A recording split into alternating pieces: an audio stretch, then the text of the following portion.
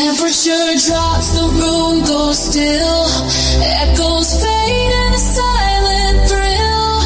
SNX radio, the feed is live. Operation Black Mirror, nowhere hide. Fakes, kissing digital haze.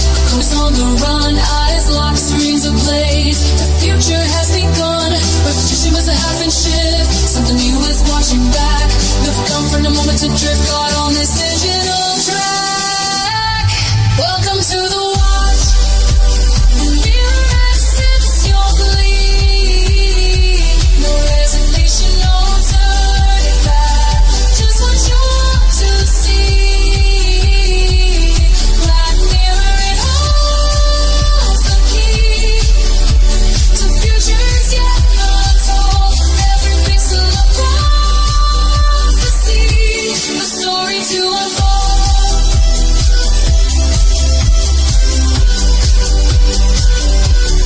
And the incense begin to swell. Trap infused beat drops low. Hyperpop pulses cast its spell. A data stream starts to flow. In the glow of the screen, a new face appears. A shadow where you used to be. Confronting your deepest digital fears for all the world to see. Welcome to the watch. The mirror accepts your plea. No resignation, no turning back. Just what you want to see. Black mirror, it holds the key to futures yet untold. Every pixel of prophecy, a story to unfold. From the static hum to the neon gleam, a new reality takes flight. Caught in a hyper-electronic dream, battle of shadows in the digital night.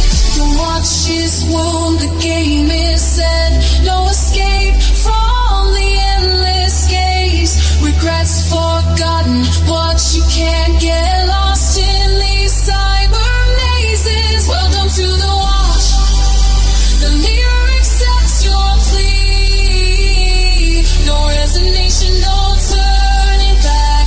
Just what you want to see. Black mirror, it holds the key to futures yet untold. Every pixel of prophecy, a story to unfold.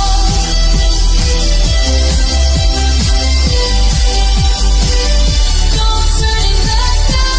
The mirror is on your application accepted. Journey's begun. SNX Operation Black Mirror's ray lost in the reflection again and again.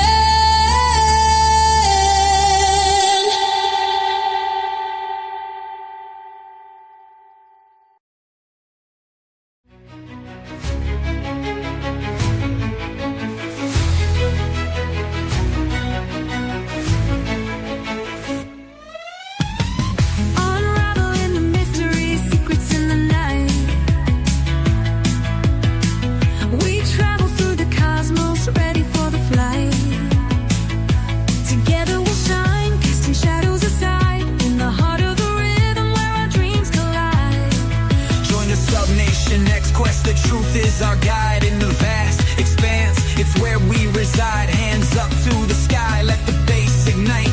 Feel the groove surround us, everything's alright. From the Sub-Nation X quest, the truth is our guide. In the vast expanse, it's where we reside. Hands up to the sky, let the bass ignite. Feel the groove surround us, everything's alright. SNX radio, let the truth ignite. Together we'll shine, bringing shadows to light. In this cosmic dance, we're connecting the dots. Tune into the frequency, let's explore the spots. Heavy bass drops with tight beats. Illuminate the shadows, the echo of our call. On this roller ring we'll never fall. Feel the energy rising, can you sense the spark? As we dive deeper into the cosmic arc.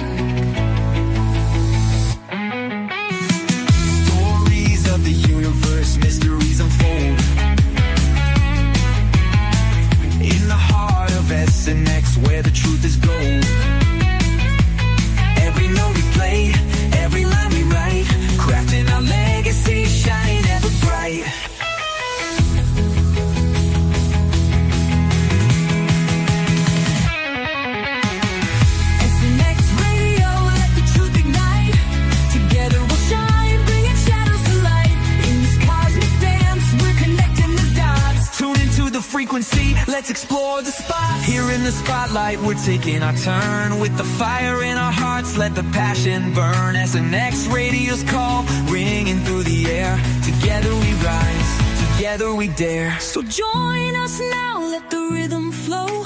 With SNX Radio, we're ready to go. Unraveling the mystery side by side, we stand hand in hand. In this dance of truth, let the story It's ending. Sorry, I'm just finishing it up. Let's go. Yeah, cool, whatever. No, I'm finding it now. This So what is now? here. So you can hear welcome everyone. While I was dropping the link, poor Rob, I was keeping him up here. You're probably not used to the routine on this side. It's a little uncomfortable when you're just sitting there live. I'm never uncomfortable cold.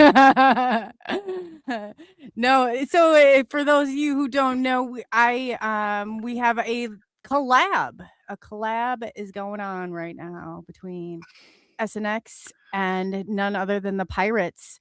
I'm really jealous. I have to say that you guys are the Pirates. So I've been trying to think of like, something crafty for. Yeah. Yeah. So We'll come up with something. Yeah. got to. The Pirates just came up. I've been, it came up just over the last maybe year and a half or 2 years. I just started going, "Arr, mateys," and it was like, I don't know why I even came up with that. Because I have the bandana, of course, and stuff like that, So yeah, I just kind was of gonna ask evolved. you. It evolved. It just kind of evolved from the audience. The audience really kind of, kind of hinted around to something like that. I think it's cool. I think it's love really it. cool. Yeah, I was looking. I was kind of. I was calling my. I was thinking of something like rebellious that fits like my nature. But yeah. So if anybody has a good, yeah, we're just kind of Yeah, I'm pretty good with stuff like that. I'll come up nameless. with some stuff. Yeah, Yeah. something fitting. And then you could do Something fitting. merch. Right. Because I'm gonna have actual BMR bandanas coming out. They were supposed to come out for Christmas, That'd be but cool. they won't be out because I'll start a merch line, I think, in 26 for the new year. That's awesome. I'm just Yeah. trying to find a good vendor, but I do have somebody, not gonna name who it is, but yes, I got finally, I think they wanted so much money. I would have to charge $20 for a bandana to make $2. People shouldn't have to buy bandanas for $10. I can buy 50 of them for $20 on Amazon. You know what I mean? You can have them made for like 10 cents a piece. Who's charging Yeah, this outrageous amount of money? That's so true, though. I know. I was like, man, I wouldn't even buy the merchandise. I don't buy the merchandise because we don't really get a Yeah. because of this. Like, you don't. Yeah. You're rich. So you're not gonna pay. It's not gonna pay But buy the bill. merch. Yeah, no. Here I am saying, well, there goes my merchandise sales. Right down the. Well, I'm looking at. We have 5 new pirates. Who's this? Oh. Ark Trooper. Hello, Ark Trooper. You must be new. Thank you, Ark. If you're not new, I apologize. Unless you're a Coley fan, I don't know. But thank you No, so it looks much. like it's on your end. Yeah. Oh well, thanks, matey. That's so funny. I said the pull of whenever I mangle names now, I say I BMR'd it. Yeah, well, That's what I was talking there's about. a couple. Well, it's funny because there's a Bigfoot Fades, and she's awesome. She did my pirate. Yes. Yes, but it's Fades. I call her Fidesz, but it's Fades. But I've been calling her Fidesz. You see, you even know it as Fidesz. Mm-hmm. So that's kind of stuck, and that's what we call her. And I don't see him in the chat room, but Josh, I forgot his last name is Castro Cato. without an R. Yes, he's Mr. Castro. So I kind of give people names that aren't their own. Oh, hey, Midnight Mark. No, Castro was in the last one, and I've seen him before, and I was like, he's like, only BMR can call, and I was like, I just all I know is it's Castro without the R, so I didn't know R. Castro and Fidesz are kind of I made that up, kind of, in a way. No, you know what though? It's stuck because I've heard you talk about it before, and then I heard you say it when she was on your show the other night. You're like, well, what would you prefer to be called? And then I was like, man, I can't replace it, so it's literally stuck as Fidesz. So I'm glad she made that decision. Yeah, she did. She loves it. She goes by that now. Oh, Ark Trooper is a longtime subscriber and lurker. So thank you. Okay, so hey, thank you so much. I like when the lurkers sometimes pop on in. Yeah. Yeah, is there anybody else lurking in the background? I love Oh. to see who's you always see, you're wondering who's Well, watching. it's funny. I started looking up this the other day. You can do it too, Coley. You probably know how to do it anyways. What's that? Let's say you have 50 people in your chat room, 20, it don't matter how many. But then you Mhm. can go in your studio and see how many people are watching live that just watch and they don't participate in chat. And so they're really important. So the other day I looked it up. Yeah, I had like 50 people in the chat room. I looked up, there was actually 259 people watching. So there was another 200 people just watching. They just don't go in the chat, which is cool. Oh, I Yeah. see what you're saying. I'll show you to do that one day if you want to kind of look that up while you're, you know. Please get me out of the Stone Age years. I always Yeah, wondered yeah. when Hey, listen, Derek I'm Stone Age with technology. I just learned these little tidbits here and there. Hey, Woo Rider. that's the Woo D. Woo Woo Derek. D. Yeah. Yeah. When I was over on the old SOR, Derek Mm. caught my first show and I fell asleep. That's a true story. I promise I did. On everything. I wasn't used to staying up so late is the problem, and I was out on the zip line, so Derek contacted me to make sure I was okay at least. You So, fell asleep on the live show? yeah, with Oh, Jim Goodall. He's still talking well, at least Jim Goodall's a cool guy because, Jim is so badass. I like Jim. about I know. He's Can you so funny. imagine? Yeah. Oh, he still cracks jokes about it. He still cracks jokes about it. And I'm like, Yeah. "Man, there's, like, some things he just doesn't forget at all." No. He's the only man that says he's written over 150 books and he's made about $150. And he's honest. Last time he was on, he did like I couldn't find him. Showtime had expanded. I was like, "Where is Jim?" We calling him. He shows up at the next show partway through with a huge jar of pot. No joke. And Yeah, you told me that. I tell you, yeah. And it was hilarious. It's probably the funniest thing I've ever seen in my life. But He's telling me this big thing about his like back, and I was like, I don't think that's the reason that you were sleeping, but if that's okay. yeah, It's so funny though. I like his Corvette collection. Did he ever tell you about that? The who? His Oh, his Corvette? Yeah, he had a collection, I guess, back in the day. Oh, but From what I we gotta. understand. I'm gonna get this troll out. I don't know who is. Well, I told you well, I tell you, I know you're doing something new, which I haven't done. When you do it on the phone thing, it's all troll. It's Troll City. No, If but you're it not good enough- shouldn't be in there anymore. It's whoever it is that they knew the rumor mill enough to like just put that on there. Oh, So I okay. just got them out. Yeah, no, I did not assault my mother. It was like something great. There was like this huge That's with what Tom someone said Reed about me. Oh yeah, they Uh-oh. did, didn't they? Maybe Yeah, it's the dude. same one. Yeah. Were they coming over to your channel now? No, not anymore. No, I know Midnight he's got Mark knows. Yeah. you got yeah, What's you got that? no, he does. All 17 of his profiles have been banned. Uh-huh. Oh, he's got 17 of them. Yeah, well, more. Yeah, so I don't know what the deal is, but it's like it's so crazy how some of this stuff. I saw one time my brain scans on Twitter, and I was like, "What in the hell?" And then they said there was a reptilian in my brain, and I thought this is crazy. But then I thought there's going to be a percentage of the people that believe this for real, like in the Oh, yeah. community. There's always like a percentage, and I'm like, man, what is the world? But yeah. Oh, no, I didn't know. Sorry, I thought it was Rob. But yeah, so Rob drops it last time he was on that he's had ET UFO experiences, and then we don't really get a chance to even ask him about Who that. did? You did. You're Rob. Well, right? I saw Rob G pop up for a minute. Okay, yeah. Well, that's okay. I know what that is. Okay, no.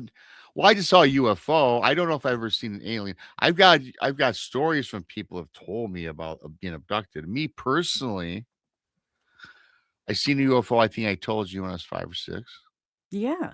But I've had a lot of weird paranormal experiences. I can't tell you if I've ever seen an alien, to be honest. I know I've seen ghosts, paranormal things, stick man, ghosts in my bar, the Bigfoot, a lot of things. But I would not, how should I say this? I would not dismiss if I've ever seen an alien and just didn't know it, especially during my dream states that I get. You fit the You know, criteria, and you you have know, these crazy dreams. yes, I do. I know that my dreams are all vivid, and I also suffer from sleep paralysis from time to time. You know, Yeah. What's that like? Ooh. it's something you don't. If you've never gotten it, you don't want to experience. It's almost like you are wide awake, but you're not. It doesn't seem like you're on in this realm or on this plane. Seems like an ET experience if I've ever heard one.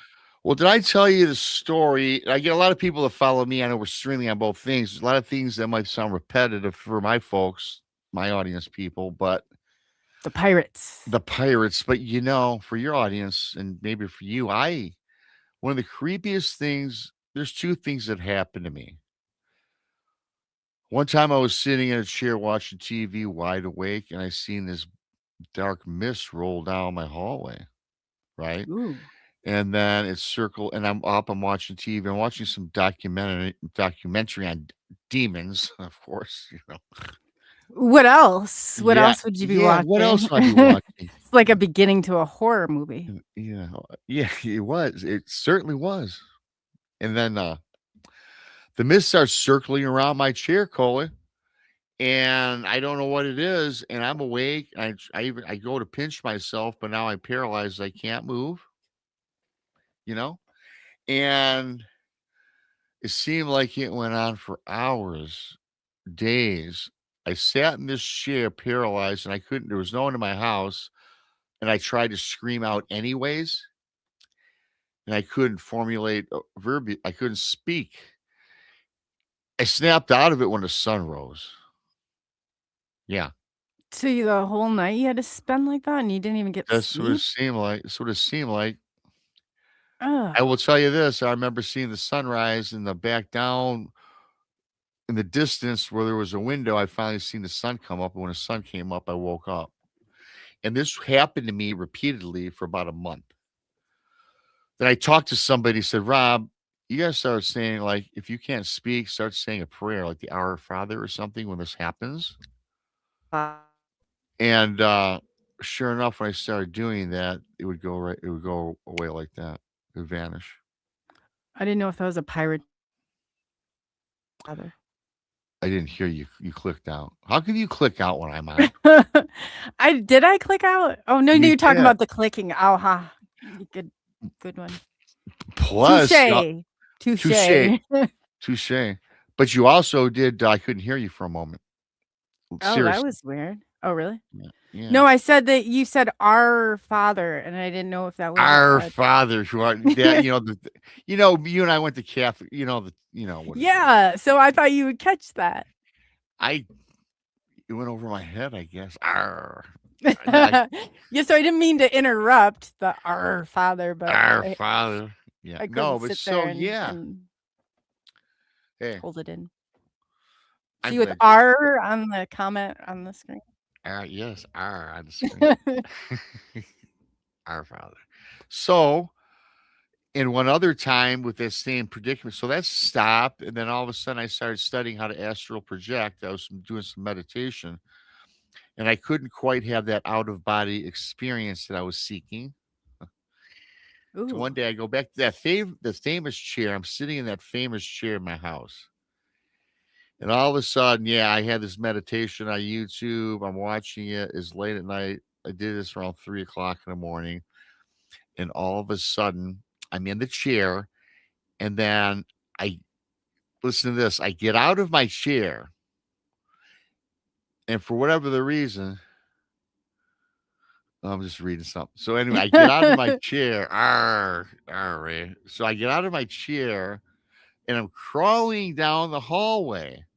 Why, Coley? I couldn't tell you why. I'm crawling, man, I've crawled after you- a good night out, but that's not the I've case. done that before, but I was in a different state of mind because then I look back over my shoulder and I see my physical body sitting in the chair, yet I'm out of my body crawling down my hallway.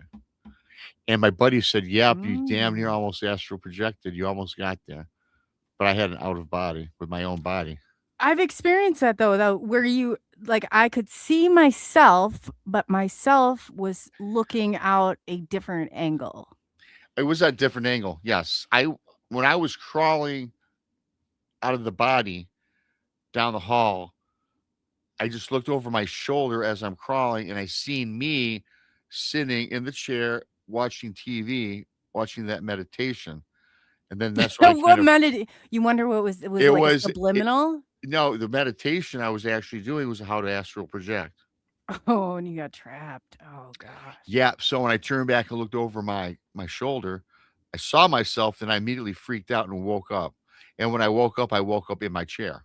Yeah. So that was pretty Oh bizarre, man. That man. was bizarre. So my I buddy never says, made yeah, it out though. I didn't even get to crawl. I made it like halfway out, and then I just remember this like lady, like a Skeletor lady, like you had like He-Man like type lady, and I didn't care at that point. So I figured that was probably trying to like keep me, but I was gonna take any help I could to get out. mm-hmm, And for I sure. didn't, but that was it. Like I got, and then I was told you're getting too excited when the vibration happens. So I learned to do it a different way. If I envision the person and I envision what they're listen like to what they sound like, I can usually pop, but I can't get out and travel. Yeah, well, I kind of almost did. I got out of the body, but I was still in my house. Wow. Yeah, and a friend of mine told me, yeah, I did. I almost got there. I haven't tried it since because it scared the crap out of me. And then I was talking to another person that does it all the time, astral projects. Said, Rob, man, you got to really talk to someone trained in it because I almost achieved it. He goes, but sometimes there's a lot of people, a lot of these cases are undocumented where people that try to project astrally, a lot of them don't return I've heard that. You got or to they get trapped. connect the cord. Yeah. Oh, they They, get trapped. they get trapped or they get connected or a extraterrestrial grabs them or a They'll end demonic up a force cloud. or a demonic force grabs them and you're done. And you end up and your physical body ends up being dead. You're found discovered dead, laying in bed. Yet your second dimensional body, your fourth dimensional body is floating in the abyss Oh, in the void. infinitely. What do you do with that then? Are you stuck? I'm I not gonna. mean, I don't know. I said you told me enough. I'm not gonna try this for a while. I imagine you're stuck in a void. I think it's infinite. I think you're like in purgatory of some sort. oh, go figure. Yeah, go Go figure. Yeah, figure. yeah. That's what I think this is. That's what I'm convinced that it's either that or we're in the good place. If anybody's seen the good place, that's another option too. Now, you're asking the wrong guy about movies. Yeah, I haven't seen too many. No, I don't either. I watched this whole series with my kiddo and didn't realize it that they were telling the people they were in the good place. So this is a gist of it, that they were in the good place and they couldn't even swear. It bleeped them out, but somehow they got in there. But then they found out that it was actually the bad place run by demons. Oh, really? Yeah. Ooh. What if though? What if this is one either just a start? What would you do? Like this is, I don't know. This is more disturbing to me. What if you woke up from all of this and then it said, "Congratulations, Rob, you've just completed your simulation on planet Earth." Like, how would you feel about that? I'd be mad. I'd be a little ticked off, I think. The little. Ooh. Well, I don't know how far. I mean, I don't get mad in general, usually. But yeah, I'd be just a little ticked. And the more I thought about it, I'd probably get really worked up about it. Yeah, I think you just went through all this and here was a simulation. You just Like completed The your- Matrix, right? Yeah. See, I watched The Matrix. I love that movie. And now in that situation, if that was really an event that occurred, I would be. Yeah, I think we'd all be a little bit ticked off. Oh yeah. But then I could hear myself running my mouth. Oh, is that all you got to, send in your Yeah, I like can see that. I can see that. Yeah. That's exactly it. That's exactly what I think happened. So my mouth got me in trouble, but I was only joking. I was only joking. I That was would be only joking. disturbing. Yeah. Just me. Right here. And not everybody finds my jokes funny. I get that. No, you're pretty funny. I thought so. You Not gotta everybody get. thinks that way, though. I like your humor. It's pretty good. It's not for everyone. That should be the disclaimer. Somebody got really mad. They're like, when you laugh at your own jokes, I said they're that funny. Are you serious? Like, what's there not to laugh Well, who about? doesn't laugh at their own jokes? I certainly do. I I laugh at crack myself myself up all too. the Yeah. time. Oh, I for always sure. crack myself up. The best entertainment I have most of the day is right here, like in front of me. I mean, it's my Yeah. Hey, coping mechanism. there you go. Oh, yeah. For a lot of us, it is, right? Yeah, think about it. But so what do you think it is? So I'm envisioning like I think I don't like I would not like to be stuck all night, no sleep on top of it. Crawling down my hall, that seems like a torture all in itself. What do you think you got like you did Well, of something course, wrong that day?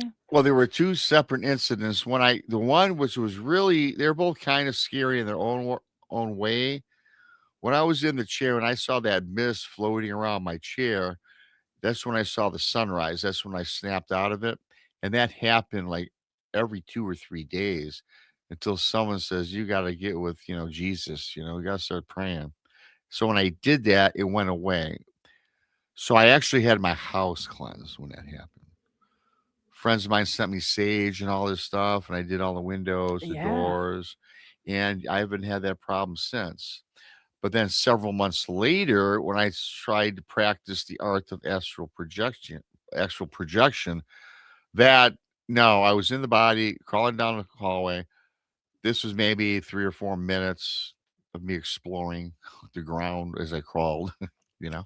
And then when I looked Right. over my shoulder and saw myself, something inside me kicked me out of it, and I came back to reality or back to this plane, It's like a bad mushroom session or something. you know.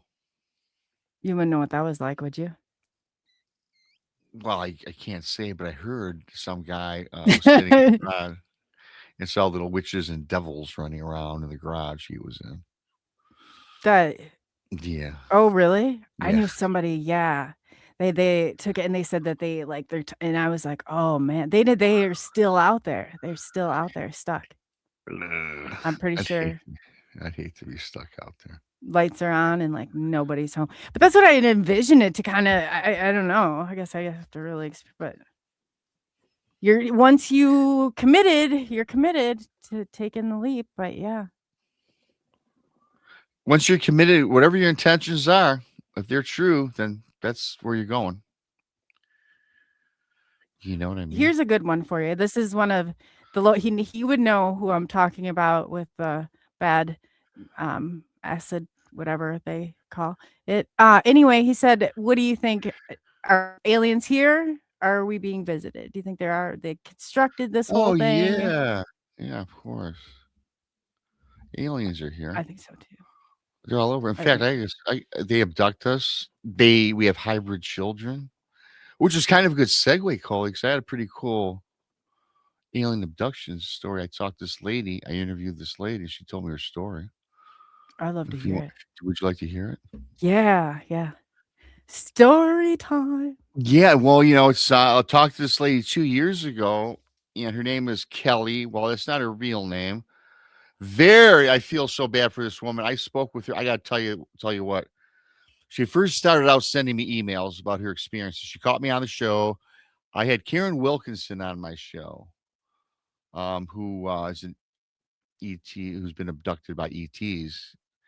And she saw that show. And so she emailed me about her experiences. And so it was very intriguing, Coley. So I communicated back via email. And then, look, she was just sending me all this mumbo jumbo on email form. I said, look, do me a favor. Reach out to me. I want to talk to you in person. Then we started talking on the phone.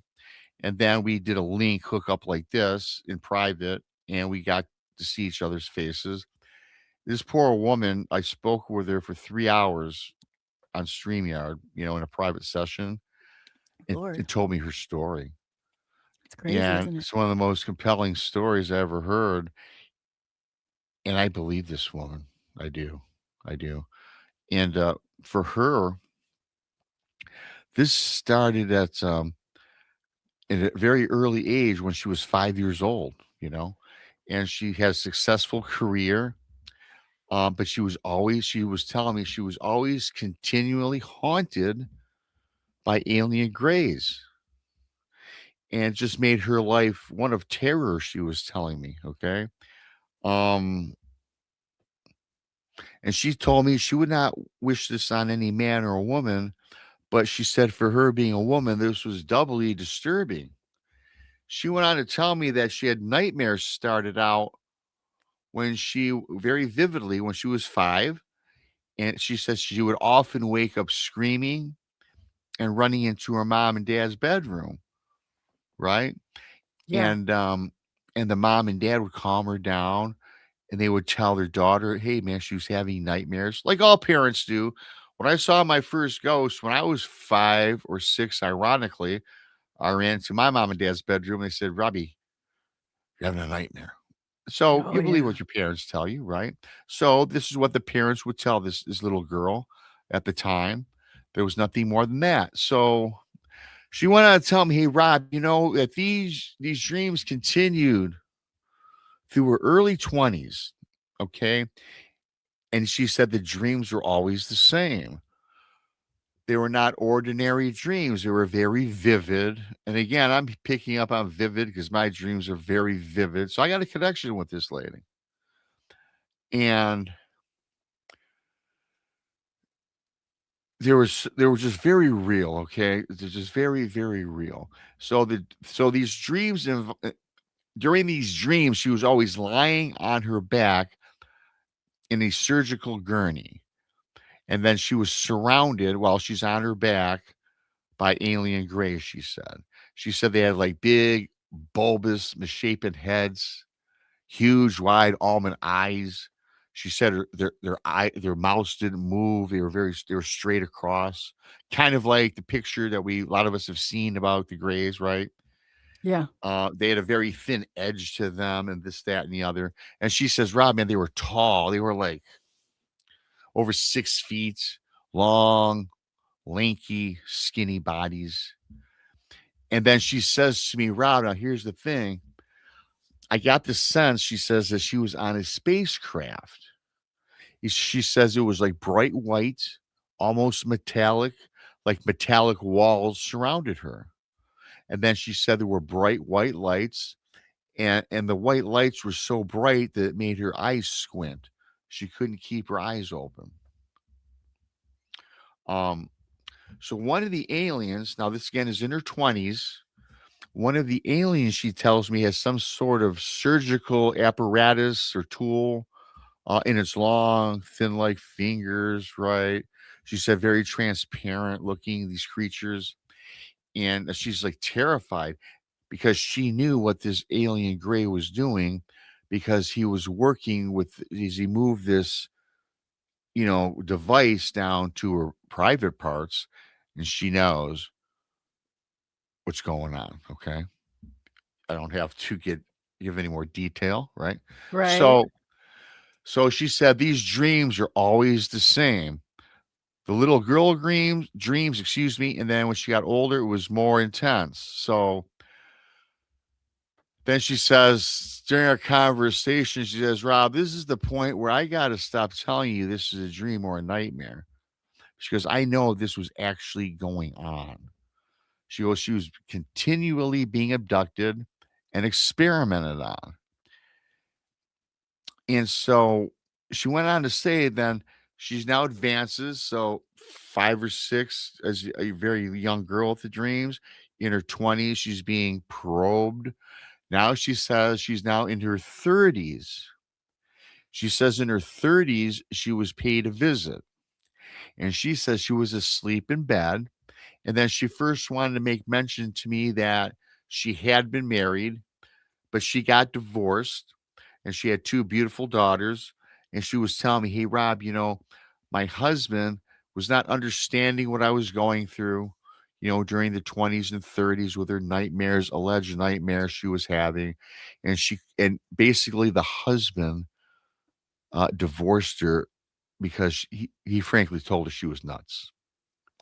Yeah, so that's kind of sad, right? So it's also important to note that her daughters quit talking to her as well. So as she's going on and telling me the story, Coley, everybody listening, she had said it's also very important to note that she had these strange growths or modules or nodes, whatever, on the back of her neck. And she says they were a variety of shapes and sizes. And she said there was as many as 12 of them.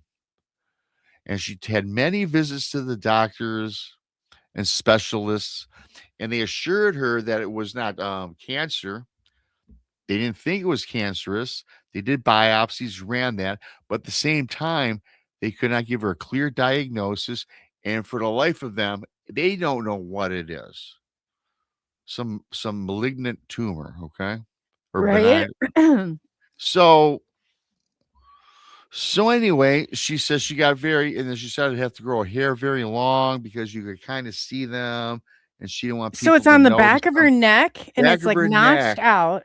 Yeah, notched out from down. Oh, Yeah. God. So again, she just was a very I can't even talk, a vulnerable feeling woman, man. She's very just Yeah. terrible. She's in a terrible spot. She's telling me this. To say Hey, man, the least, Hey, man, right? yeah, and when I'm talking to her like we're talking now on stream here like this, Coley, I'm omitting how she was tearing up and just crying to me. I Yeah. mean, we had made a connection, but she trusted me, and I believe her. She was so. Gosh, I feel so bad for this woman. So No, anyway, I've never experienced that part of it, but I've heard other people, and it's so, and it's like, what do you say? You know, I'm just sitting here like, don't love bomb me, like, what? yeah, right. And I was but just like sitting back and listening and said, "It's what do you okay, do? keep going, honey. Whatever. I don't know whatever I said." So That's a really, and then to be a guy on top of it, and you're sitting there, I mean, that's a lot to digest. I was digesting this. And I'm like, okay, boy. So now we go back. She continues on telling me this. And then she says one night she's at the edge of her bed. And at the edge of her bed now, there's this alien gray. And she says, Rob, unlike her abductions that she had in the past, blah, blah, blah, it's in her house. This thing is now in her bedroom. And it's at the edge of her bed in her home. She's not dreaming. She's awake. And she says, telepathically, it spoke to her. And she says the words that it spoke out to her was something like, now is the time to tell you why we have taken you. Mm, Uses those words, taken you. taken. Yeah. She says, man, and then she's horrified. And at this point, again, talking to her, she kind of, breaks down again. And then I'm like, I'm here, just continue on, take your time, this, that, and the other. So I'm kind of horrified listening to this. I'm Yeah. like, what the hell's going on here? And then she says this alien gray continues to telepathically speak to her and says something like this. Again, I'm trying to remember all this. I know most of it by heart. She says, her womb was used as a host. It had been used to incubate Oh, God. human hybrid children. So again, and this is in her bedroom, and an alien gray is there communicating this to her. So, but then she says, Rob, I'm wondering if my husband am I going insane? Am I insane? Because now she questions everything. She says, perhaps my husband's right for leaving me. Perhaps my daughters are right for never seeing me. Her daughter, she hasn't seen Coley in like 5-6 years. They just Ma's nuts.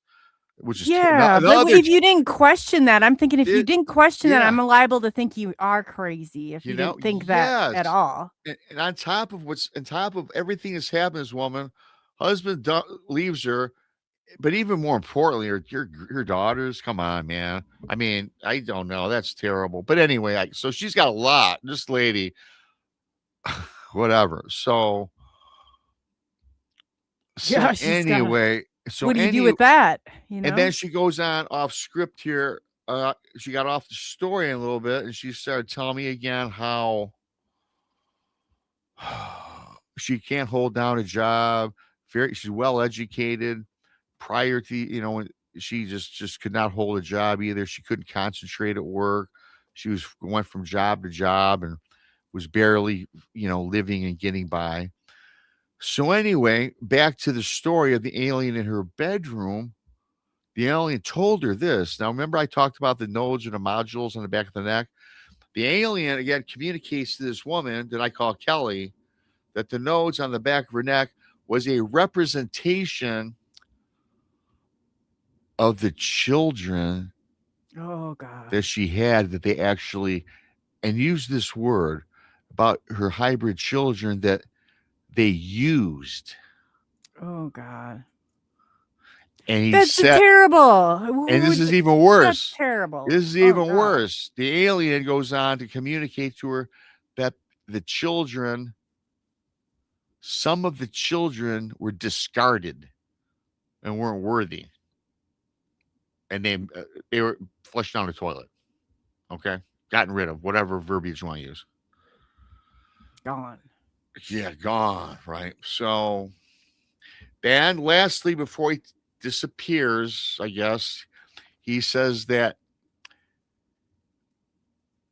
very soon Kelly, would be paid a visit by her only surviving hybrid child. Then she says, Rob, this gray vanishes out of her bedroom. She's awake. She's not dreaming like before. She's dead ass awake in her bedroom. A year went by and the visit stopped. The dream stopped. The alleged abduction stopped. Life is like back to normal over this next 1 year period. Everything is like back to bed of roses, right? Which hardly, right, for this woman. But one day she says she's at a restaurant. She's eating lunch, and adjacent to her, a table across the street was a very beautiful young woman. She had fair skin. Rob, she had big, beautiful blue eyes that you could that you could easily notice from across the room. I'm thinking, man, a Nordic. I'm thinking, right? Aliens, Nordics, they're supposed to be big, blonde, and beautiful, right? I don't know. I thought stripper at first. Oh, Till you said yeah. Beautiful Well, blue eye. Well, yes, I could very easily go that direction. But at that time, I'm not thinking stripper. I'm thinking alien, right? Right. Of course. I love your humor. But anyway, so it says then it hits her that this girl that she's noticing in this restaurant looks as though she could have been one of her daughters. However, the difference is this woman is pristine. It's like, a painted picture, right? AI picture, right? Yeah. So she's thinking, man, Perfect. is this what the alien was telling me?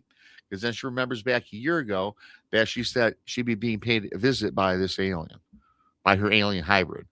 So she's paying attention to this woman. This woman gets up, Coley, and she goes to the bathroom. She goes to the bathroom. So this Kelly follows this lady into the bathroom. And she saw this woman go in the stall on the end.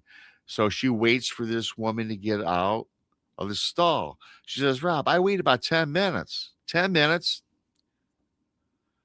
She doesn't come out of the stall. So she says, she goes over and she looks under the closed door of the stall and she sees no feet. And then she just reluctantly pushes open the stall door. It pops open and there's no one there. She's gone. This woman that she followed in thinking it's her kid. So, yeah. So she goes back, she runs out, goes back into the restaurant dining area, looks to the table where the woman was at. She's gone. In fact, where she's sitting, the placemat arrangement was all reset. Like no one has been there. Okay. So It's like a Black Mirror episode. Yes, I've seen that. And she went out into the parking lot, running around, kind of trying to see if she can find this girl in the parking lot. So she's all distraught. She tells me, again, of course, during our interview, she starts crying again. And she says she started crying in the restaurant, and then she just goes home. The next night, She says, Rob, no kidding. A year later, I just had this experience. The very same night, an alien gray visits her again at the end of her bed. And again, telepathically, it communicates to her, you will meet your daughter tonight as you sleep. So the woman is thinking, did I just meet my daughter? He said, and again, this alien is there like a year ago, right? Or the past year during this, when this happened, you'll meet your daughter while you sleep. And she yells out to this creature, this alien, how the hell am I going to fall asleep? She goes, I'm wide awake. I can't sleep. I haven't slept in years. But then, you know what? She ends up dozing off because I think she was put under some spell, because she immediately falls asleep when this alien gray vanishes. So this alien gray vanishes and she wakes up. Guess where she wakes up? She wakes up on that spacecraft where she hadn't been in a couple decades, because she stopped going on the spacecraft in her 30s. And now this woman's in her 40s. Oh no. And she's there. The same alien grays are there. But instead of laying with her back on the gurney like before, she is sitting straight up. She's sitting straight up. No, she's on that same spacecraft. And then from one of the walls comes out, she sees a shadow. It materializes into a being. And the being that it starts to materialize into is not an alien gray, but it's the identical person that she saw at the restaurant, the beautiful woman. And the beautiful woman comes up to her as she's sitting up. Kelly is sitting up now. Like I said, she wasn't on her back. She was sitting in some sort of chair. Come up to her, physical looking, beautiful. Said, I'm your hybrid child. I'm your hybrid child. That was me in the restaurant. And then Run, but you can't hide from that. And then this Coley, oh God. this Kelly, you know. Well, Oh, you do have blonde man. hair. We do have blonde hair, blue eyes. So this Kelly with her beautiful daughter. This is the last time you'll see me, and we're done with you. We needed you to know, though, that you have a hybrid child, born of aliens. And she says, Rob, she goes, it's the first time she's told the story, and she waited 10 years to tell somebody, and she told me. So, of course, I tried to get her on the show, but this woman was no way, because she Right. herself during a show. I talked to her for 5 hours on the computer, like we're doing now. And I'm like this. I'm taking notes and everything, writing stuff down. And yeah, it was of all the stories I've ever gotten from somebody or interviewed, I tell you what, that was heartbreaking, heartfelt, and I believe everything she told me. I to this day, I believe this happens because I was not just because I was told this. We heard all the stories, and to me, this is I think this went on for this woman. I don't think I didn't give her no money. She didn't make that up. You don't pour your heart out for some dude you don't know for 5 hours, right? Right. So yeah, so that was the story. That was the craziest one I got ever. So what do you yeah, see, I would have a hard time not that is on, Huh? and I wasn't really to go into all those details, and I for not being a therapist in an office like I kind of get used to digesting some of that, but how do you digest that? Like yourself, like, that's kind of a Well, to digest, I was just sitting there listening to her. Now I will tell you, when I got her on like this, I spilled some crap all over something that's from faddling with. I had been talking to her in emails and on the phone for like several months prior to meeting her this way, right? And I kind of had an idea all along what the story was, but when she spoke to me in person, so to speak, is when it just hit me. But how do I digest it? Digest it. I don't. well, I mean, I couldn't. Part of me says, man, is she full of it or is she really nuts? but I don't judge people when they tell me a story. That's what I always pride myself in saying. So I had an open mind and I wasn't judgmental. Well, you're kind of human. And I'm human, of course, and I'm like, kind of are. I'm kind of pirate. yeah. Did you see Castro without the R? I didn't see I didn't see anybody who was telling that story. I didn't even read the chat. Hi, Mr. Castro. Speaking of the devil. We were talking about Mr. Castro. Yeah. But so that was the story, Coley. And why don't you take a minute because I told you something backstage I take care of. And I'm just gonna continue. Yeah. So we're not everything needs to be disclosed, Rob said. So he just needs a couple seconds, no problem.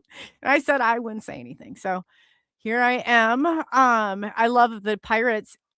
I was trying to think of for the SNX people, what can we call ourselves? Because the pirates, like we gotta. I mean, I couldn't think of anything. Then I asked Rob why they're pirates, and he said bandanas. So I mean, we could come up with really anything right now. But yeah, yep. And what else do I got? I knew that this moment would come, but I just wasn't thinking in my head on what to say. What does the chat have? That was a pretty intense story. Like that's pretty intense.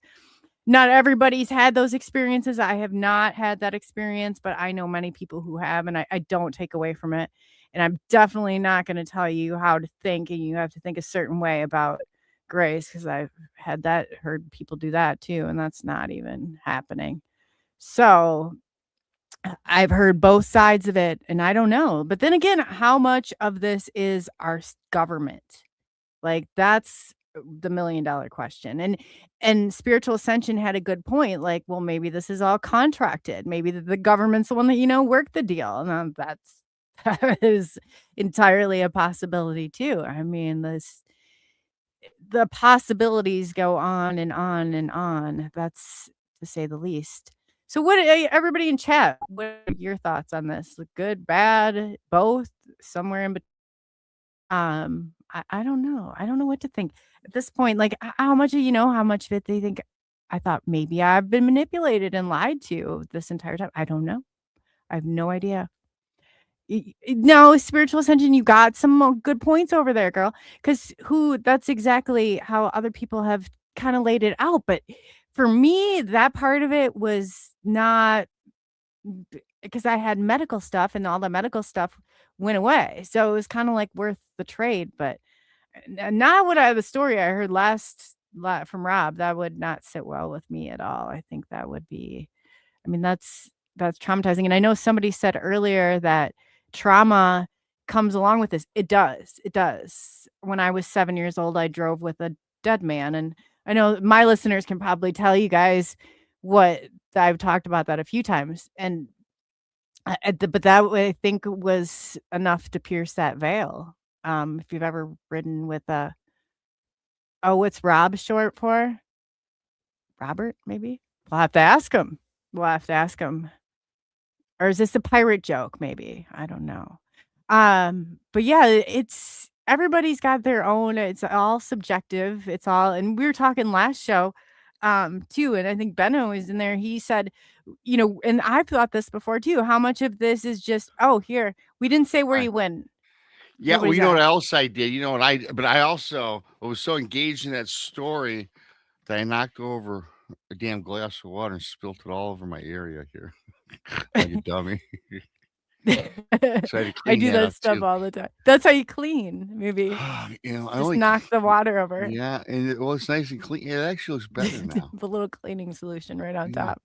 Good to go. Yeah. Kill two birds with one stone. They want to know what Rob's short for. Somebody, Benno said Roberta. I thought maybe Robert. What is Rob short for? What do you mean, my real name? Robert. My actual Robert is my name, so you call me Rob, not Bob, not Bobby. Brandy calls me Bobby. Who does? My buddy Brandy, who's on my show with me, co-host. Bobby? The blondes in the booth. Yeah, she always says, "Damn it, Bobby." It's just it's an inside joke, yeah, from that cartoon. You don't seem like a Bobby. I'm not Bobby. I'm Rob. Robbie, maybe? I am. Oh yeah, everyone calls me Robbie. I am a Robbie. I go by Rob. My friends call me, and mom and dad call me Robbie, and my family, and people I've known a long time call me Robbie. Yeah, Oh.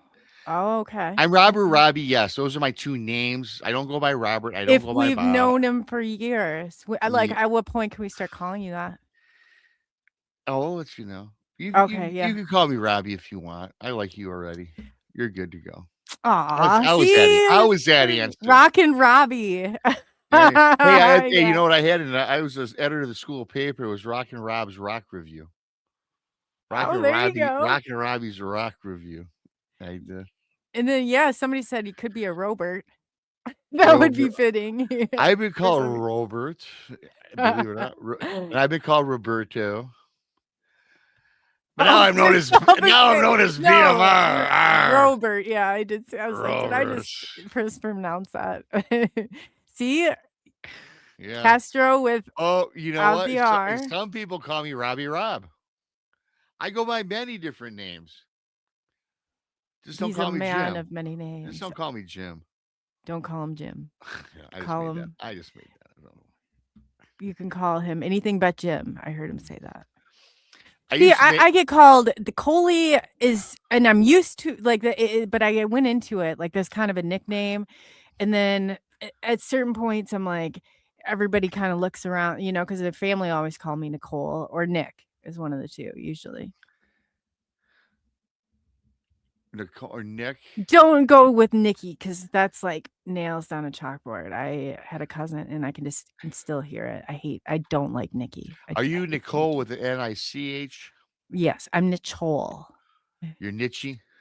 It means it's French, but it means victory of the people. Oh, nice. Mhm. I like that. The people's victory. The people's victory. Well, very nice. I'll have to remember that. The people's victory. I thought it was fitting when I heard it. I thought, well, yeah, I don't know. It is Maybe actually fitting for you and your personality. I know. I Yeah, know. I didn't know that all those years, and I thought, wow.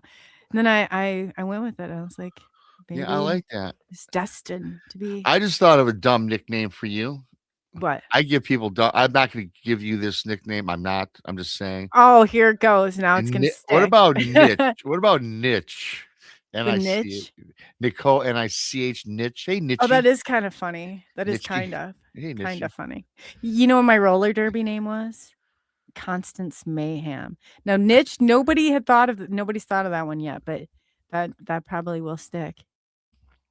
Snitchy, nichey, Snitchy. bitchy. Meows, Oh, meows, bitchy, meow. nichey. I wasn't going to say that. I was thinking that.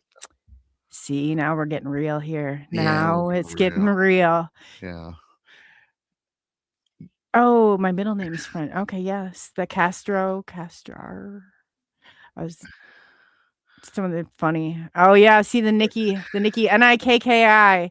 That was Nikki. I could just hear my cousin still to this day, and it's trauma invoking. Nikki, yeah. Mhm. I don't think you fit Nikki. No, I didn't think so either. I don't think That's too. I feel like Nikki is too. Well, I do like the nickname Coley. I think that's cool. In fact, that's the first time I've ever heard that. I get called. It's usually Chloe or Cooley. Cooley's been one of the funniest ones. I sat there. I usually don't correct people either. Well, I don't see how you can come up with Cooley.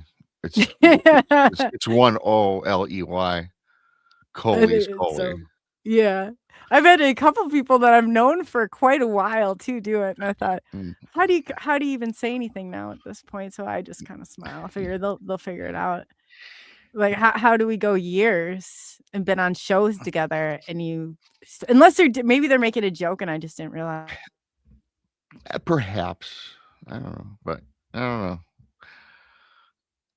I think you can normally figure that out after knowing somebody for a while if you're joking. I mean, in general. Yeah. I don't know. So when I had to run off for a moment, we didn't talk about it. Where you went? Well, thank you. No big deal. No big deal. However, so in your line of work that you've done, maybe Oh. still do. We won't air everything, right? we don't have to talk about everything. No, we right? don't have to talk about everything. I've only got your first 5 years now under my belt, or your mid 5 Right? years now. Poor But Rob, you're probably scarred by that 5 years. oh no, I was scared by something else. Trust me. Yeah. So, Oh. anyways, Oh. it was something you sent me. Ha ha I ha. sent you? Oh! Yeah. Oh! I Yeah. know what you're talking. And you told me nothing would scar you. I tried to give you Well, a not warning. anymore until I couldn't delete the damn thing. I said, what am I doing here? It's embedded in my phone now. No, just kidding. Oh my god, it burns through your It eyes. burned. It burned. So breaking that down, what do you think about that, ladies? First of all, two things. What's was your no lady. thoughts? That woman, that poor woman. In my bathroom was not a lady. But have you heard anything similar to that? Because I know a lot of what you do is in the UFO alien No. world. Oh, You never heard mean that I before. thought no. I was going back to the picture. I was Oh like, yeah, that late. Oh no, I got that out of my mind already. I didn't want to spend more than 32 seconds on it. oh my god. Horrible. No, that's where I was going to. So I have heard other stuff like you had mentioned, not the picture, but like the picture the other lady we were talking about, the abduction painted, not the one that was in my bathroom, but the other one. Right on, right. Right. And then I'm gonna just tell you, Rob, that you could tell this story someday, and you can sit with this, like, because you guys, if you're wondering what we're talking about, ask Rob. Ask Rob, because he'll explain. He'll explain. But yeah, can we order personalized Coley pics? Oh, You guys God. don't want this picture. You don't want this picture. No. It's No. not doing Coley. No, ain't and Coley. then this happens when stuff like, but the lady, to digest that other story. Oh my God, but people must just lay everything on you. Now I just thought about that. Oh, I get a lot laid on me. Yeah, I told you that story the other night, and I was like, just like, I usually don't tell that story. Glad I heard it. No, really? I'll store it away, and then I'll probably forget about it. I'll never be able to blank it out, though, I don't think. No, it's etched, it's seared into your brain. That's what I think. So I just have to. Oh, Keith, cheers from Michigan. I just have to see when I talk about, like, I have to get that story. I have to move past the lady because I'm trapped with the picture that was that's now on your phone. Not any So longer. I have It's to, not like- long. It's been deleted, actually. Well, I'll resend it to you if you need so. No, you do not have to resend it. I know where to get it if I want to look at it again, but I don't. So yeah, when you think this is the problem, okay, so when you have deception that occurs in your life, and let's just say somebody like in your life was leading a double life of some sort, and it's like that part of it's sometimes it's so hard to, like, all these different things, I guess. I'm thinking, what would it be like to be Rob, and all these ladies are like throwing these stories, like, I mean, real life, like, stories here. If I can say something really quickly, I know we're kind of. Thank you for getting me off of this topic, because you just Yeah. got me stuck for a second. I'm sorry. Yeah. Yes. Oh. Well, I will tell you, to talk to somebody, it just started out casual with an email, then a phone call, and then I said, look, I'll send you a link on StreamYard. We have a private convo.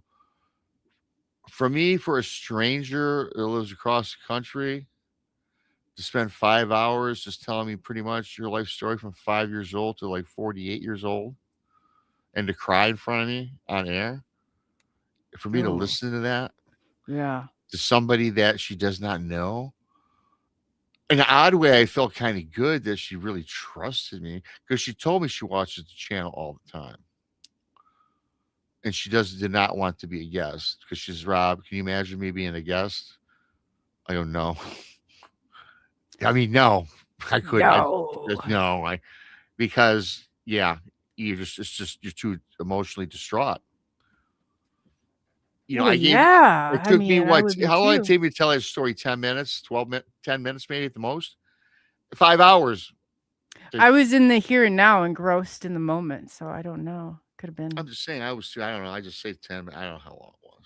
It was a little bit, but well 10 all minutes. that in Sure. 5 hours, In And once between you're in book- that conversation, how do you? And I've heard them too, but as a female, I'm thinking that I think it'd be easier to digest than Than a man. So that's cool that people trust you like that.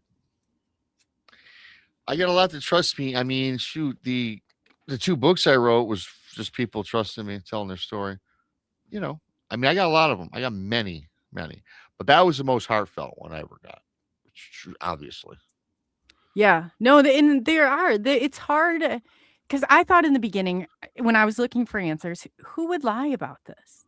But it turns out there is a whole chunk of people that will lie about this. there Like a are. whole chunk.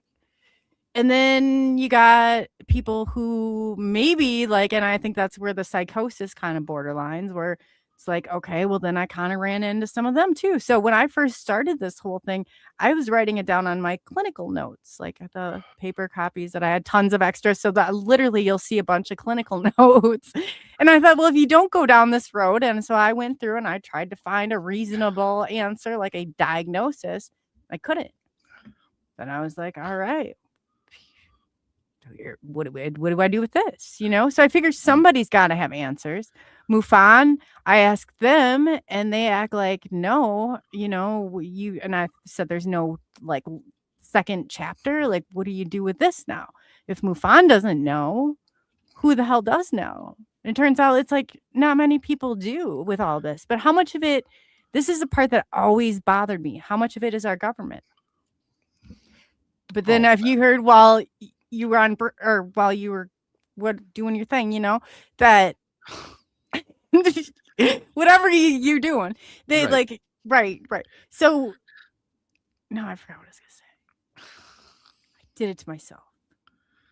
I did it to myself. Oh, now I don't even remember where I was going. It happens, Coley.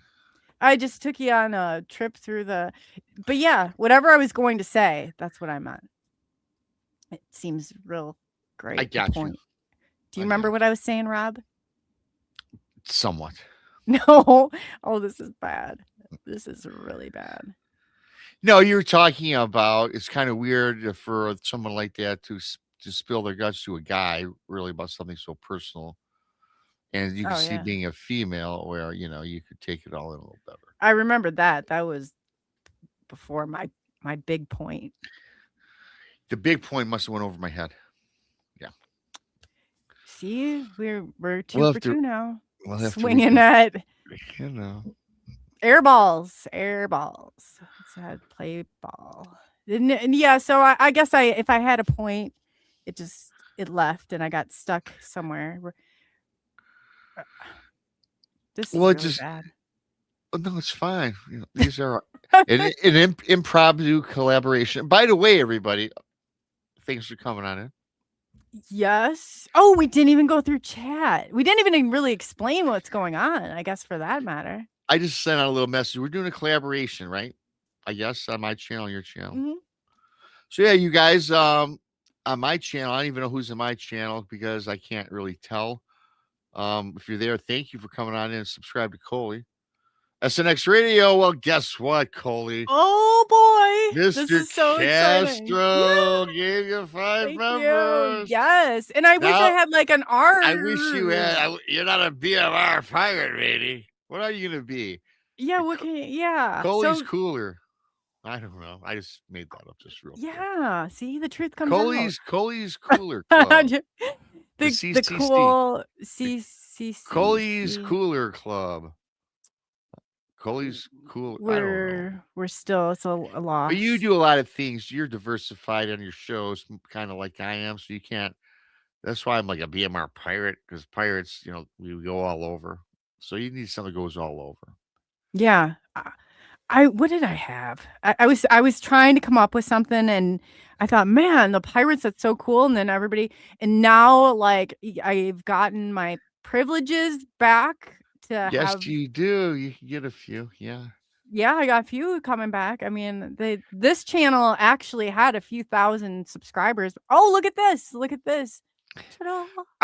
Five new pirates. Yeah. Join the many, join the few, depending on your point of view, as I always like to say, mateys. Oh, now we got a 1-ups minute, huh? Now we got a slogan. We need a slogan. I've had too. a slogan for a little bit, yeah. Wow. There you to Mr. Castro. Mr. He's a Castro great without an R. Mr. Castro. Mr. Castro's cool because I met him in Missouri at a conference. He's been following me for a very long time. I And I remember. have his artwork right here. It's up there, Mr. Castro. I told you I put a picture on Facebook. It's right in the corner of this dwelling area here. He does great work on he does. He's a great artist. Great artist. Huh. Well, then we're getting to know. Yeah, I remember you saying that because he was asking, you were saying on one of the shows that you had very good intuition about that little pukey kid that ended up killing somebody. Oh Ken, yeah, no. Jimmy, little Jimmy. Jimmy. Old Jimmy. Yeah, I've always had that ability to size people up pretty quickly. He wanted to know what you thought of him the first time that he met you. I thought it was What your kick-ass. instincts? You said this Kick-ass. the last time, so he's telling the truth. Yeah, I did say it the last. Yeah, Castro. I just I thought had it was an a S. kick-ass I guy. just BMR'd that one. Huh? Yeah, I said that exactly the same. I even in person, I knew he was kick-ass before I even met him in person. Actually, Coley's Cookie Crew. I love that, Mark. oh, Coley's cookie. That's funny. Yeah, See, leave it to one of mine that they'll come up with all sorts of. I love Coley's Nordics are. it. I had some rebellion, of course, like going on over here. Arr. I pay a Pirates membership. I'm still a lost boy. Keith. I'll never grow up. Yeah. That cleaning. Oh, look at who said this? Coley's cleansing cleansed. crew. Well, that's actually Mr. Finch. That's kind of cool. Yeah, we're Coley's cleaning up the. I was thinking swab the. Swab the deck, matey. Yeah. You scallywag, you. The Clippers. You can become Coley's scallywags. No, I'm sorry. We're yeah. Who are the? That would be right up my alley, right there. I'll take it. Yeah, we're the resistance. We're the people of whatever. I don't know. I got a real problem with that, but we'll come up with something. Coley's Kooky Crew. Spider bite. Well, you got to come up with something that you can flow off the tongue and not screw up. Like BMR Pirates, that's kind of flows, right? The Rebel Empire. Yeah. Oh, yeah. You don't have to use Coley. You can use, we'll come up with something. You know what I'm going to do? That should be my goal. I'm going to come up with a cool slogan and name for you. How's that sound? I would love that. I would forever give you that would become a part of the if you can help me find this identity so I can help the SNX family out there, because we're just like some latchkey kids running around right now. Well, you're doing good though. You're doing good. I love your shows. I can't believe I tell you what, you do back-to-back shows, which is the crazy. Alliance. Yeah. Oh boy, I just lost it. One of your people. That's where I was going. Something Alliance. Coley's I know I have to Alliance. look. No. Like there was an Alliance. This is hold on. I think I dropped my phone, but it's gone. It slid somewhere, but I'll have to look. I'll have to look. But yeah, see, I'll get diverted like there's. Yeah. You know what's cool about this show is how we just came up with this, because it is the Christmas holiday and I had nothing going on. So this is a fun collaboration we're doing together. I'm going to have you on my show on one of my Tuesday night guest interview shows. Yes. I like this one. Who's Jack Starcy? Come commit crimes. Yeah. Coley's Criminal Network right here. Coley's Crime Crew. Yeah. We're not busting crimes, we're committing, or when we're not. Yeah. I don't know. Hell, Coley's Crew actually is short and simple, kind of cool. Coley's Crew. The crew. We're the crime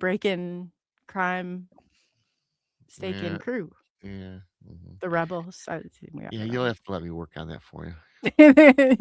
Give me a good, Yeah, public, I'll think of some public something. appeal.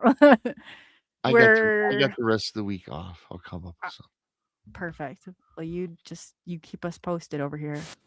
Just wandering out, coming home when those street lights coming on. Yeah, the Atlas line. The something I know that's gonna drive me crazy. I'll have to look. I'll think of it at like 2 in the morning, and I'll be like, okay, I'll have to jot it down in my notebook. But yeah, we definitely that'd be cool. So Rob, what do you think is the absolute your own experiences? We should do some like Q&A. You got questions for Rob too? Well, Yeah, they can do that.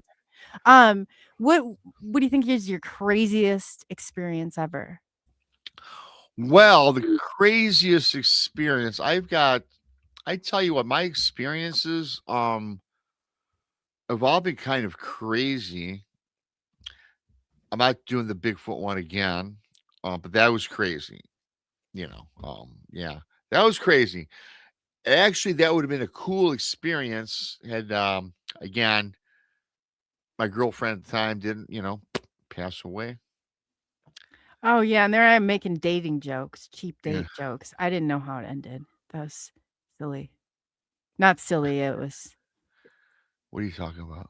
I don't because yeah, that's exactly what I do. I run this ahead, and then I didn't know that for what was her name again? Cindy, yeah. Cindy, yes, Cindy. But the good thing is Cindy was not your soulmate, right? But this is Right. horrible. Well, I don't know what to say. See, I have to say anything. So again, it's okay. It was in 2018. This was just in 2018, and I don't even like talking about it. Like it's kind of oh, my son's it's part, dad dropped over dead, so I feel like it's part of my past. Life goes on. People unfortunately have an end date. yes, and it doesn't the problem is and I learned and this is probably where my sixth sense of humor comes from, but when Brody's dad passed away, I became very we told jokes because every time we go to the doctor's office, they'd ask about his dad, and I was like, "There's no way of contacting him now," like, and my so it's kind of like I think you just kinda you build that Mhm. whatever defense mechanism, but it's traumatizing. It really is going through that, picking yourself up after that. It is traumatizing. It really is. Well, for me, certainly it was. Rebel Radio. Oh, I kind of like that one.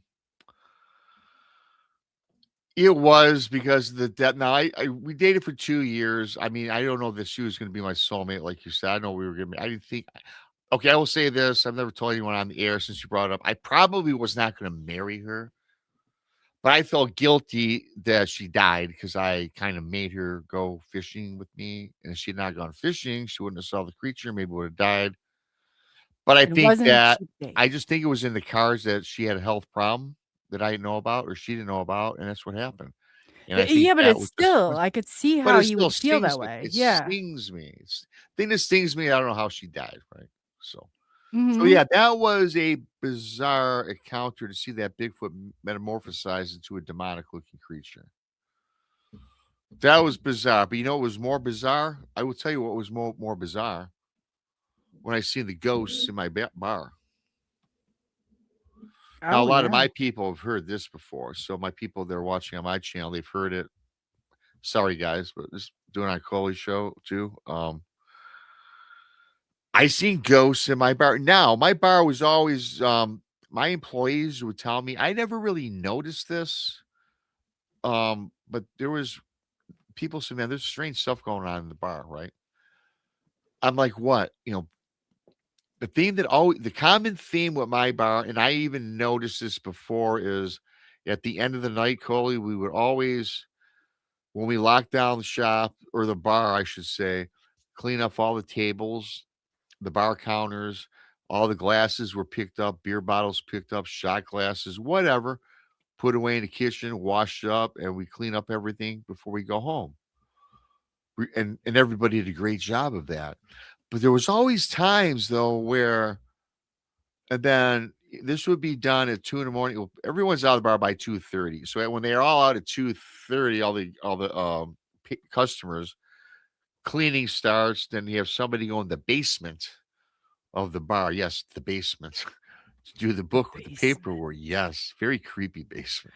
I worked at a bar or when I was in undergraduate school, and they're the weirdest stuff happens in bars. Yeah, it does. And so a lot of times when you're coming up the stairs from the basement about 3:30 in the morning, take off and go home, there would be beer bottles left on certain tables, right? Which we knew was cleaned up. We know how they got there.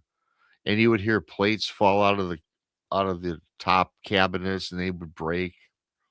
Weird stuff like that, but nothing creepy or haunting really. Not that I was aware of. So 1 week I spent 7 days straight in a row working the night shift because everyone was on vacation. Ooh, that's nice of you. Yeah, well, I mean, it's my bar. I mean, gotta do it. I remember though that these are the biggest times of the bar. It's like during Christmas and they're just During like Christmas, packed. You don't all probably have this. a holiday. Now no, but you make all your money. You make a ton of money in December. So You don't get Christmas, but you get a ton of money. you get a nice bag. So, anyways, I'm in the basement doing a paper. I'm closing up late night, and so I cleaned up everything. Well, I had a person with me to help me, and they went home. Or I said, "Get out of here, go home." I finished up the paperwork and stuff. And so, I go downstairs in the area. I'm doing the stuff, and all of a sudden, I hear these whispers, or like someone was talking upstairs in the bar area. So I'm like, "That's odd." So I go up the stairs. Now, when you go up the stairs of the bar, when you get to the top of the stairs, to the immediate left is a square bar, and then the opening to all the other tables and booths. And then to the far left is another bar area because the place is pretty big. But when you come right up the stairs to the immediate left is the square bar. So I walk up and get to the top of the stairs, and the whispers, the speaking goes away. So I'm like, So I yell out, "Hello, who's here?" Somebody, yell out, "John, are you still here? Did you not go home yet?" So what I did is I looked all around. Nobody's in the bar. Then I go check the bathrooms because, believe it or not, you should always check the bathrooms when you close up a restaurant or a bar for somebody. Yeah. Nobody's in there. I'm like, okay, whatever. So I go Somebody's downstairs. passed out in there. I could envision. Oh, it, for yeah, sure. seen there, done it. We left the guy locked in the bar overnight. Didn't know it until next morning. I could see this happening. If you've ever worked at a bar, you can see this It happening. happens all the time. It happened like 4 times, and I owned it for 13 years. It happened 4 times. You locked somebody in 4 times? 4 times in 13 years. I remember all 4 of them too. Trust me. Oh man, they wouldn't think you. Yeah, forget they were that. not too happy with me because they can't get out. When you lock I thought that was the point of being locked in, but they can't get out from the inside when I lock it. You cannot leave. so did they call somebody or break through? I have to know what they did. No, I got calls. Police are there. Someone's inside your bar. It's terrible. It happened 4 Can't times. get 'em out. Can't get them out. So that all happened. So anyway, going back to this, it was like shit. I'm like, excuse me, sorry. So I'm like, I go back downstairs and now I hear these voices and talking now, but it's a little more loud, Coley. It's more, it's more, it's booming, right? A little bit. I'm like, man, there's somebody up there, man. I swear there is. I go up the stairs, Coley, and sitting. I get to the top again. I said at the square bar, and sitting at the far like L, I see 2 women and two men, and they're sitting. 2 women are like at the L at the 90. There's 2 here and like 2 at the bottom. And so the women I can see face on, and they look like they were from the 40s era. They look. I can only see them from the stomach or the waist up. They had like these frilly like dress on, and they had bandanas, and they remind me of flappers. back Oh, from the okay. day, or like from. Thanks, buddy. Sean, thank you, Sean. So, Arr. matey. So I'm at the top of this staircase. I see the girls, and I can see right through them, right to the other side of the bar, and on the far in the in a and the other section with their backs to me are two dudes dressed in pinstripe suits, and they had fedoras on. So I'm thinking in my head, wow, this reminds me of like gangsters. Yeah, and I can see through, and they're talking. And here's a strange thing: in front of the two ladies were two glasses of wine and a wine bottle, and I can see remnants of wine in the glass. And the two dudes, they had a fifth of Jack Daniels, was sitting there at the end of the bar with two shot glasses. One of the shot glasses was filled with whiskey. I'm like, that's odd. I know. Ooh. Number one, I'm seeing four ghosts, which is crazy. And then I'm seeing, Bootleggers. yes. Well, here, God, you're reading my mind. Thanks, Jason. My great grandparents were bootleggers. Well, here, this is, I'll tell you, after I get on with this story, you'll hear this too. And I'm like, there's a bottle of Jack and the glasses and that's physical. And these other beings are, metaphysical, ghosts, whatever. And they're talking, but they don't know that I'm there. So now I've seen so many things at this time in my life. I'm not scared at all. I'm embracing this. I want to learn more. But I'm kind of getting irritated because they're ignoring me. They don't notice I'm there. So I get up to the other So they're end. kind of like the impression, or what do I call? They're kind of like the residual that keeps Yes, playing residual through. people, right? Yep, exactly. So I get to the other end of the bar, and they're down there, and I'm looking at them, and they're still kibitzing about. Take my fist like this, and I pound it at the end of the bar to get their attention.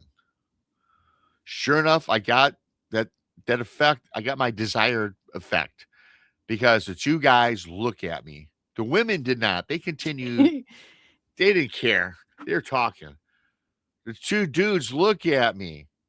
Hey, listen, check this out. So I said there's that shot glass sitting there in front of one of the ghosts, John Dillinger looking ghost, right? Hey, Moon, picks up. Then I see the shot glass, Coley, elevates from off the top of the bar. It's wrapped around ghostly What elevated? fingers. The shot glass Oh, okay. filled with the whiskey. Right. I worked in a bar too. I saw some weird things. So when you Yeah. said elevated, I just So so the ghost picks up the actual shot glass, and then it slips out of his hand. Now he's working in the bar industry. You know this. When the whiskey shot glass hit the top of the bar, it shattered into a million pieces. Now, prior to this, though, then the ghosts look at me and they slowly faded away. They morphed into skeletal figures and they all evaporated. Now, the shot glass is not supposed to smash into a million pieces. You know how thick they are? You got to pick it in your hand and you got to gun it against cement for it to break.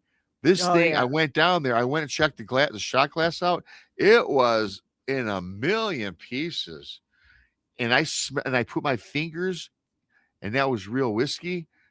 It was real wine bottle and everything.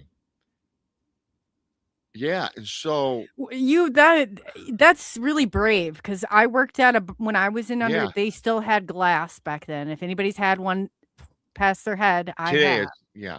It's not. But those shot glasses are so thick, we couldn't Yeah. break them. No, We you couldn't break cannot. 'em. So and also I forgot to mention this. I always mention this. The top of my bar was like a soft wood. You ain't breaking glass on that. You gotta throw many that jokes, shot I can't. glass. Yeah. When you work at a bar, there's jokes that always go. There's along with it. always the jokes. There's always the jokes that the people in the bar have. A bar owner, you have to be a good one because I was pretty good. I'm not gonna lie. I when I first started, I worked at Ford for 20 years and I quit my job to open the bar. And my whole family thought I was nuts. And they did for a while because my first 3 years, I had to move back home with mommy and daddy because I had no money. 'Cause Well, yeah, you open a business. I didn't make a dime.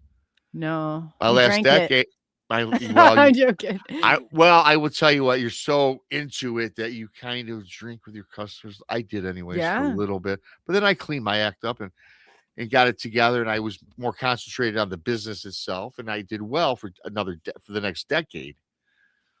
And so then I sold it because everyone says, Rob, you know everything. You can predict the future. Because I sold my bar Thanksgiving Day, 2020, right before COVID really hit, and every bar business and restaurant where I live in Michigan went out of business. 3,300 of them, and I the poor vomited and all the over a poor bar during and the that time. and the well, I'm sure you did. And the poor schlep I sold the bar to, he unfortunately lost the business in 3 months that I sold him. No, Then he wanted his but money he back. had options. And he so wanted I his don't- money back. That's crazy. I said, well, no, business is business, and I'm sorry about your loss. And I was upset too, though, because I didn't want to see my place go under. I was actually going to buy it back, but now it's a gas station, mini market, something else now. I don't know.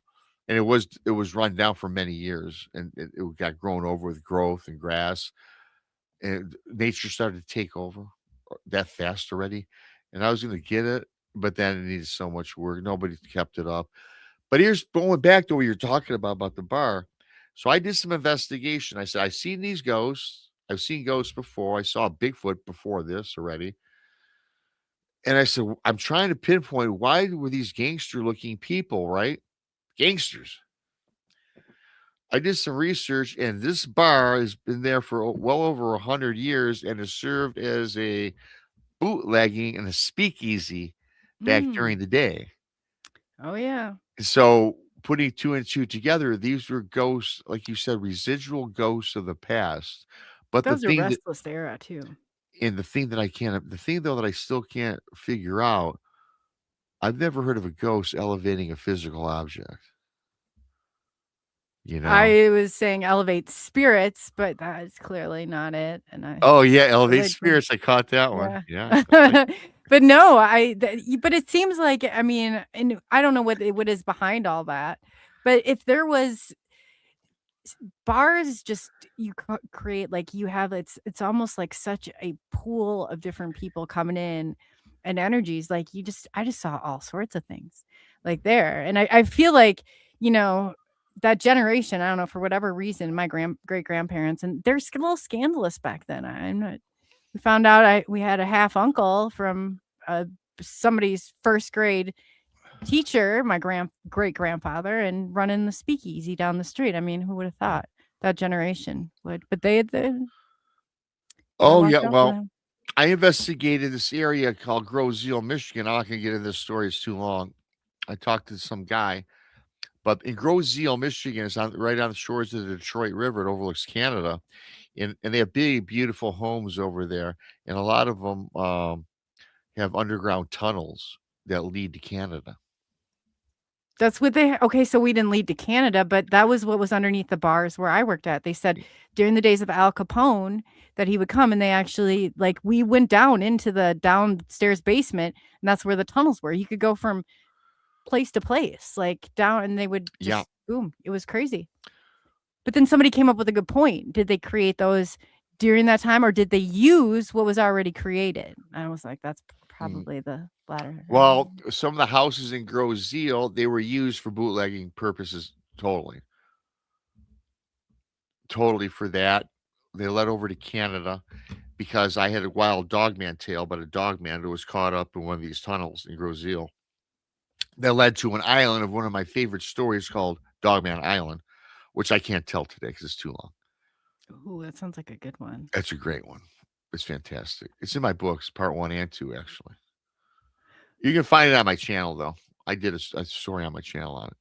Oh, well, we have to get the books. There's 2 of them, right? Dogman Island could be a movie.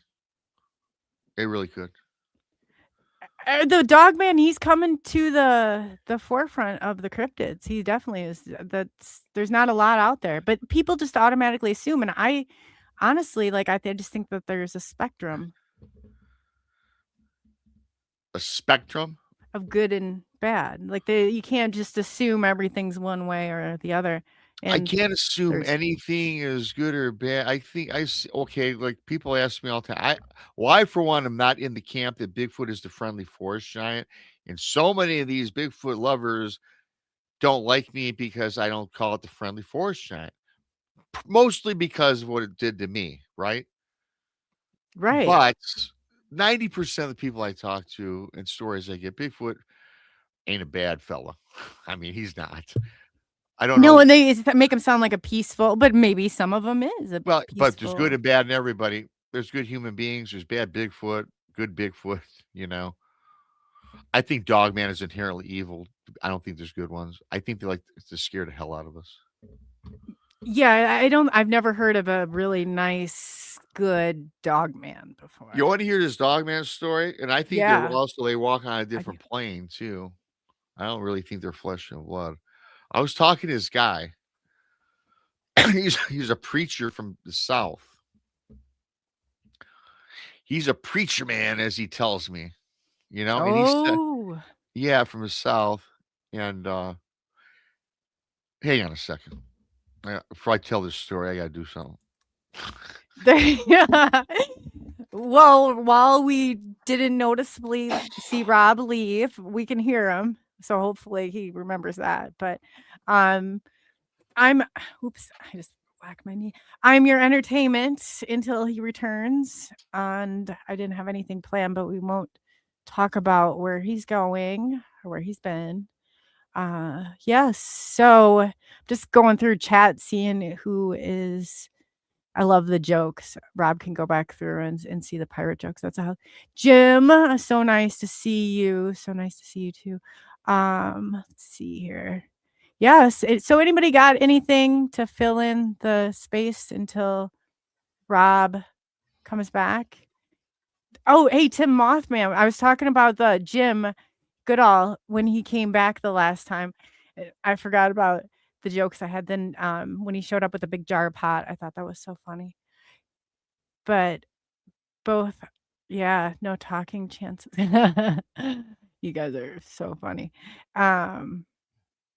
Yeah, and you know what? Family, I agree. Like, let me tell you. And Tim Mouth, otherwise known as Mothman, but apparently I called him Mouthman and I didn't realize I did that. But I think it was my phone sabotage.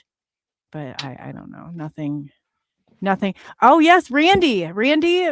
And well, I'm a degenerate, but I am going over to channel 12. So that will be very cool. I'll announce that and give you guys more details too. So Rob, we didn't talk about where you went. You didn't? Okay. It's nothing bad, everybody. I guess I can tell it on there. I'm taking these pills that make me go to the bathroom because I'm retaining a lot of water. So I Gotta like go. have to go every 20 minutes. Sorry. No, that's okay. We didn't, and I was not going to tell them that. I was Rob. going to tell people because, people think, what's he doing? You know what I I mean? thought that was funnier, but Yeah. you took all the power away in one. I'm sorry about that. And I told you I wasn't going to say where I you know, were and I trust you, going. and I trusted you wouldn't. But I just said, I will tell people. Why did Rob have to run away? I was just worried because we could hear you for a second, and I didn't want Oh, it to be no. like I didn't put it on mute. So we anyway. couldn't hear that though. Oh, good. Well, yeah. Well, I didn't shut the door either. Oh my god. But I started to hear you go, but not go. But then I was like, hopefully Rob Oh no. isn't that I mean, that would be such a clippable moment if that happened. I mean, it was getting close, but That'd we be a did clip. not That'd be a clip. hear you go. We just heard you go.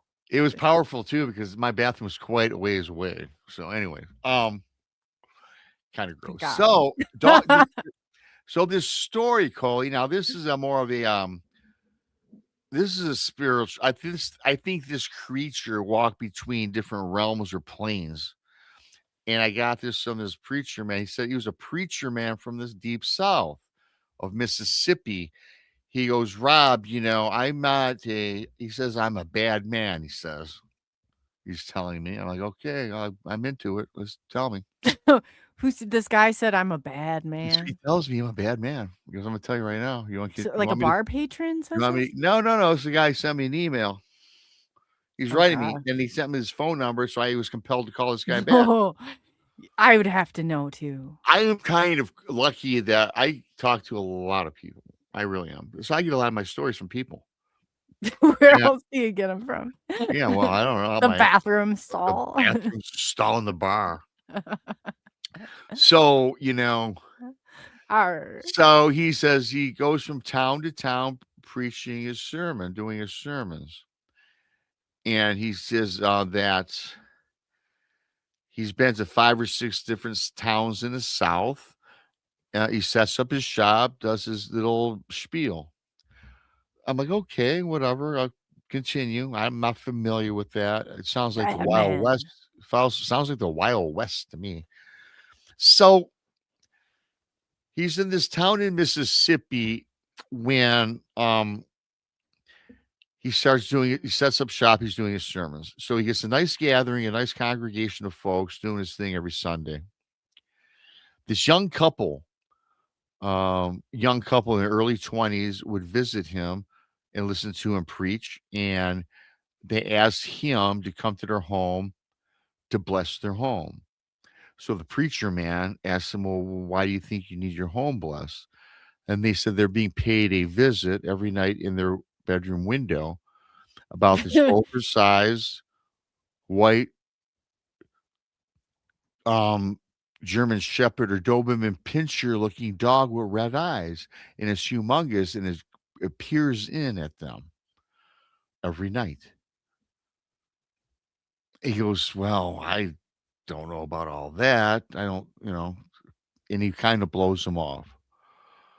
Couple weeks go by, and this young couple comes back, and they're like, please, Mr. Preacher Man, you've got to bless our house. Now this same creature, this dog, this whatever it is casting these images in our minds about us being eaten by him.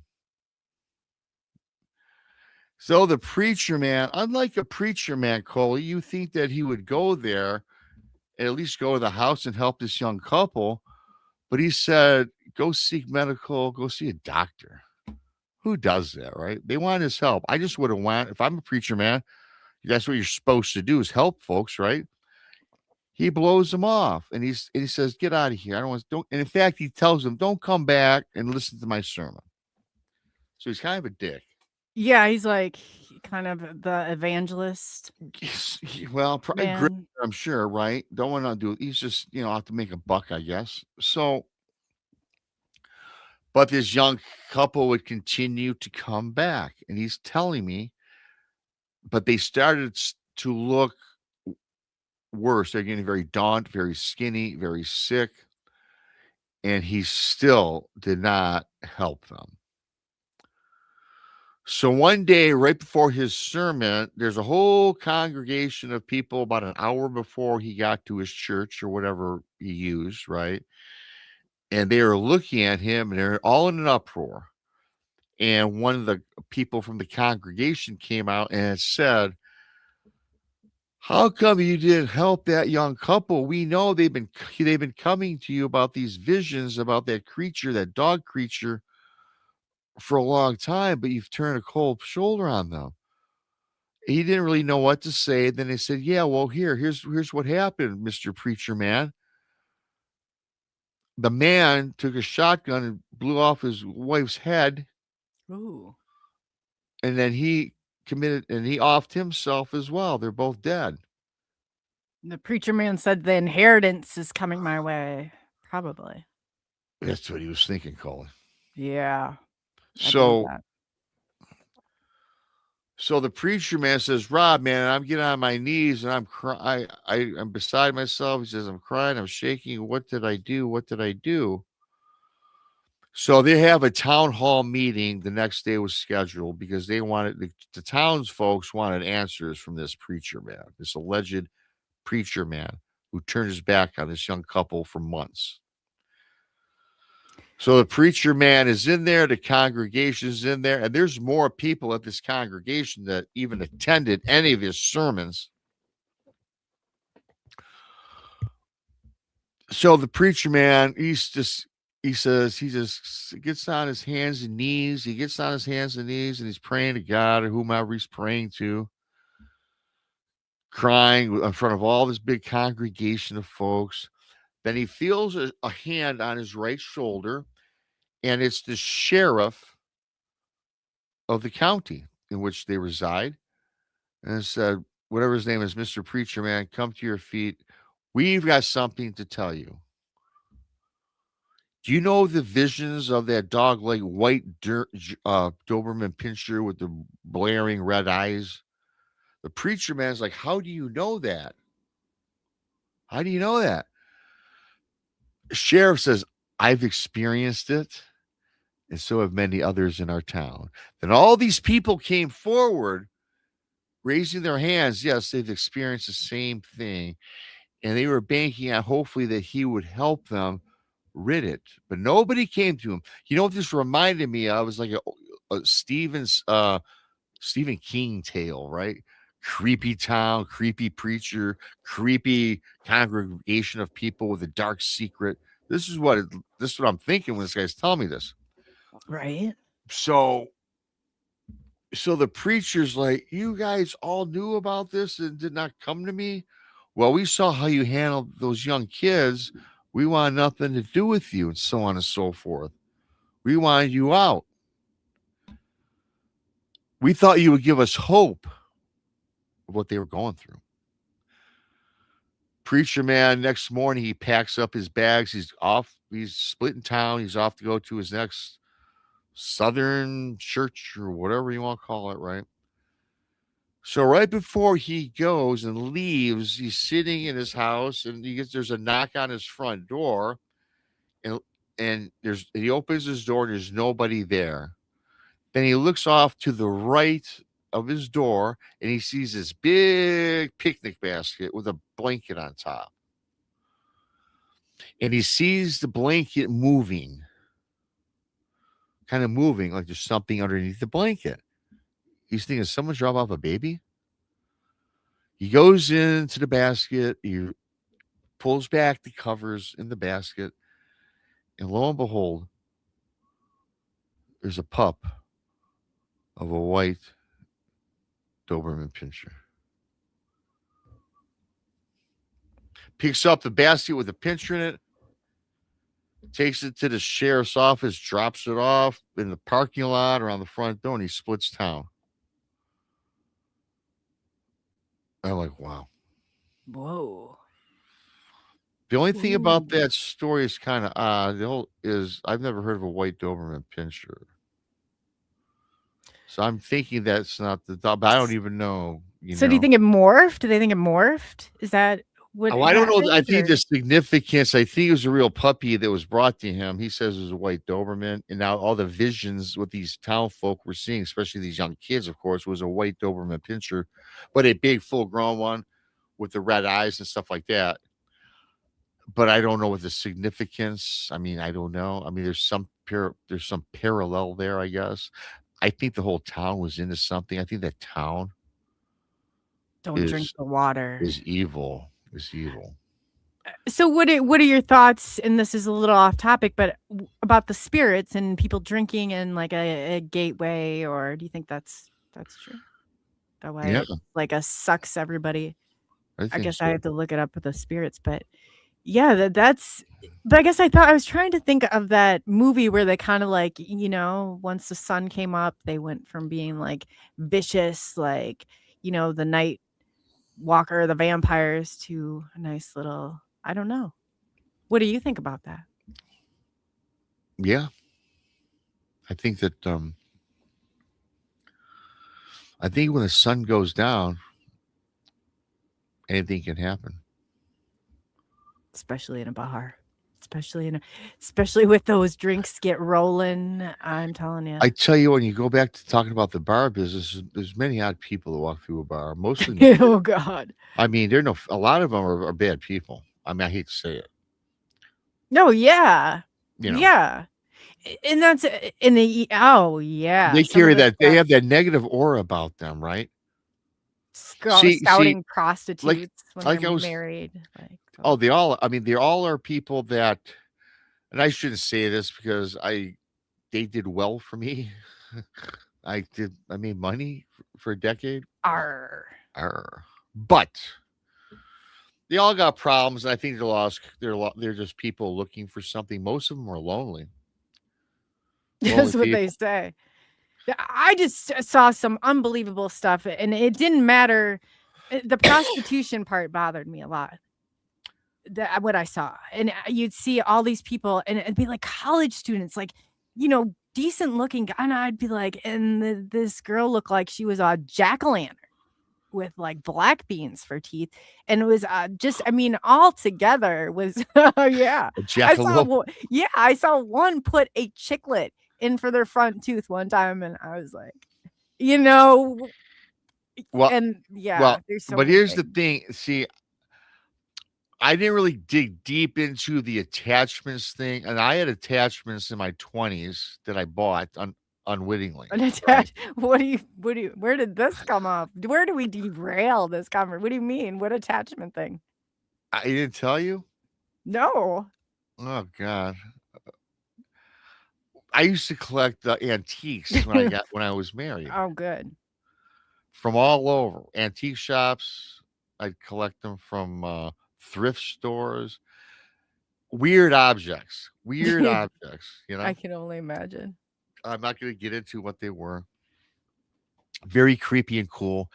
It was like a little Halloween, museum I was creating. We bought A all these curio. museum, Yeah, like a torture we bought all these chamber. curio cabinets, and finally we collected these things for a couple of years, me and the ex-wife, and we put them in the curio cabinets. We finally opened up the room for the curio cabinets for the installation of our stuff we collected.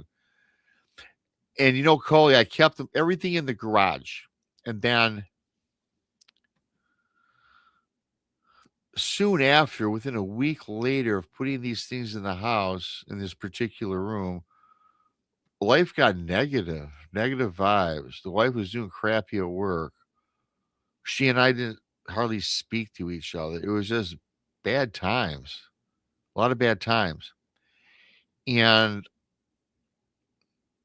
then one night, I'm sitting in my man cave area, and it's pitch That's what they call black. it.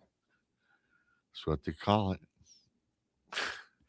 I'm I envisioning these things you're collecting in your torture They were chamber. okay. They were like Your witches. They were like stagecoaches. They were wit, coffins. They wits, and were spirits. They were monsters. They were, you know, anything that was macabre looking. what?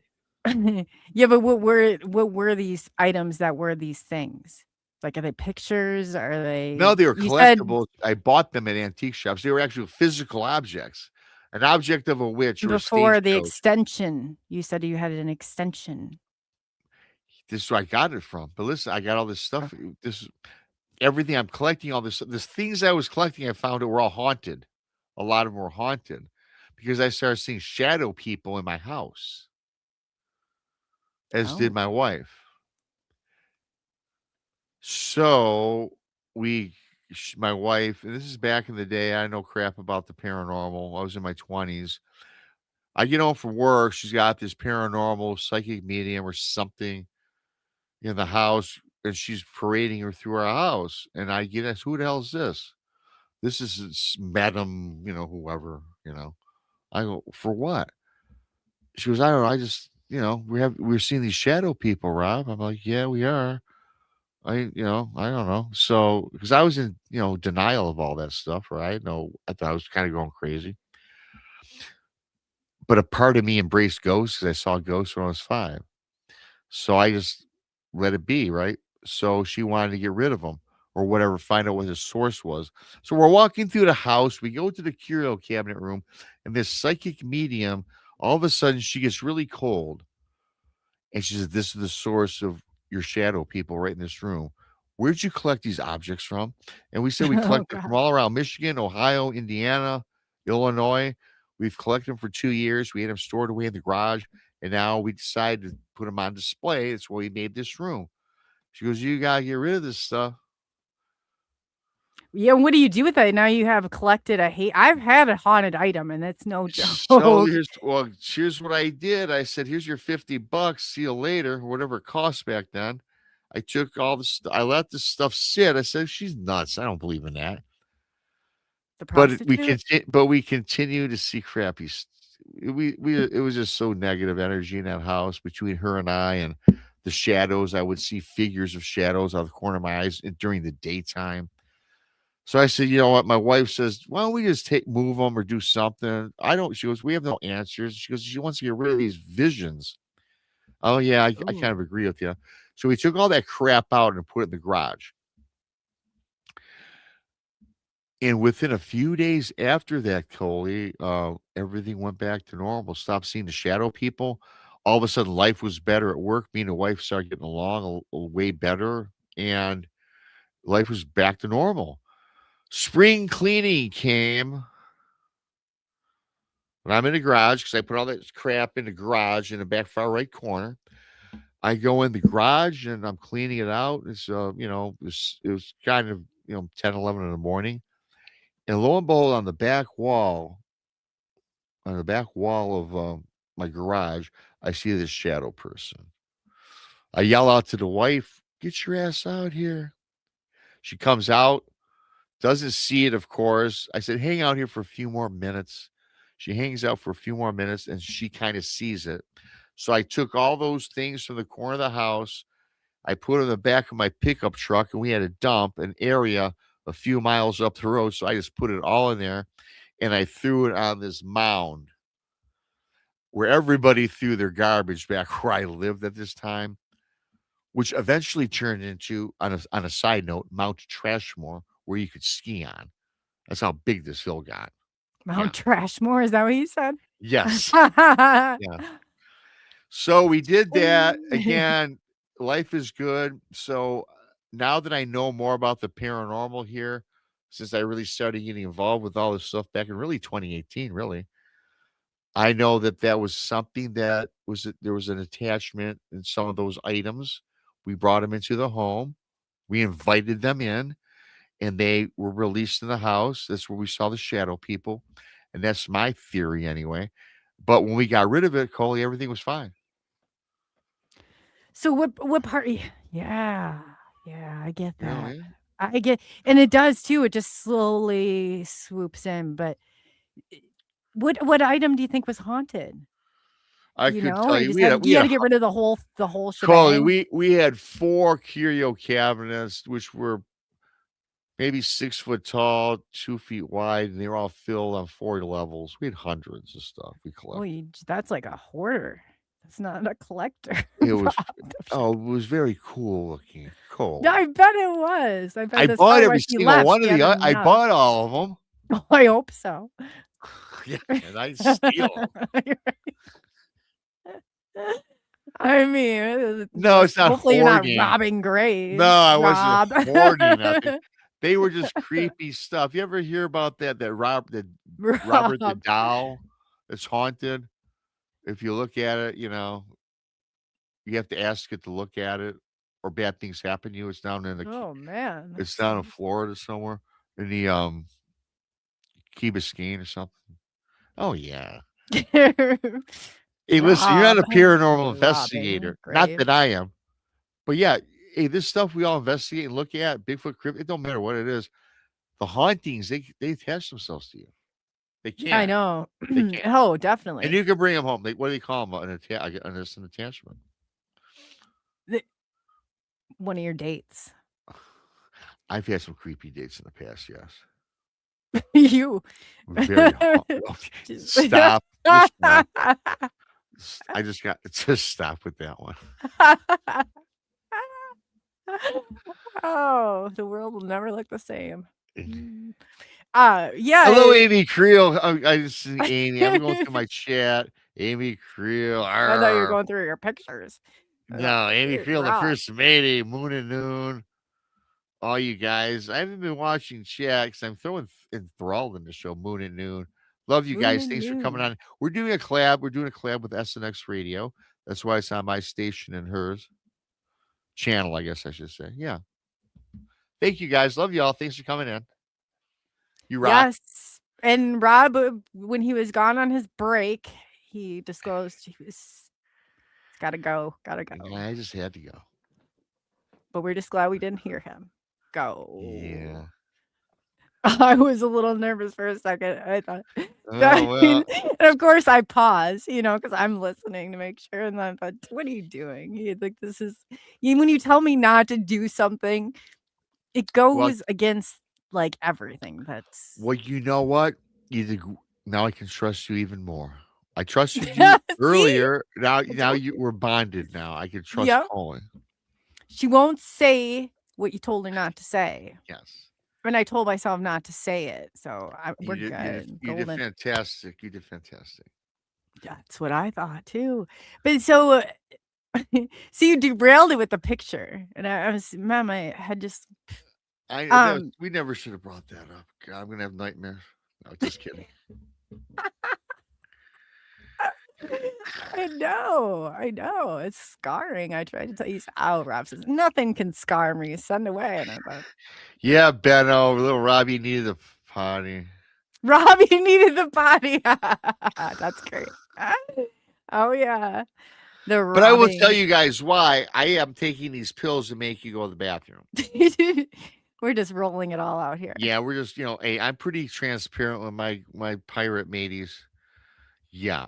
So I have a diuretic and a pill I take. So I just started taking it. It makes me pee every 20 minutes.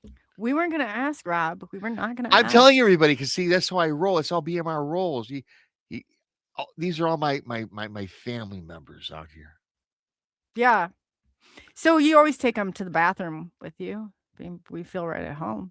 Yeah. Well, I didn't take you guys with me. I just didn't put you on mute. Well, I know, but we appreciate like some other well, I knew where you're going. I didn't want to make no mention. I can't even. I still can't believe how wonderful that was. Yeah, I've never had a guest up until this is the second time. I know I can't. I shouldn't just. No, you should quiet. not. I didn't take no one to the bathroom with me.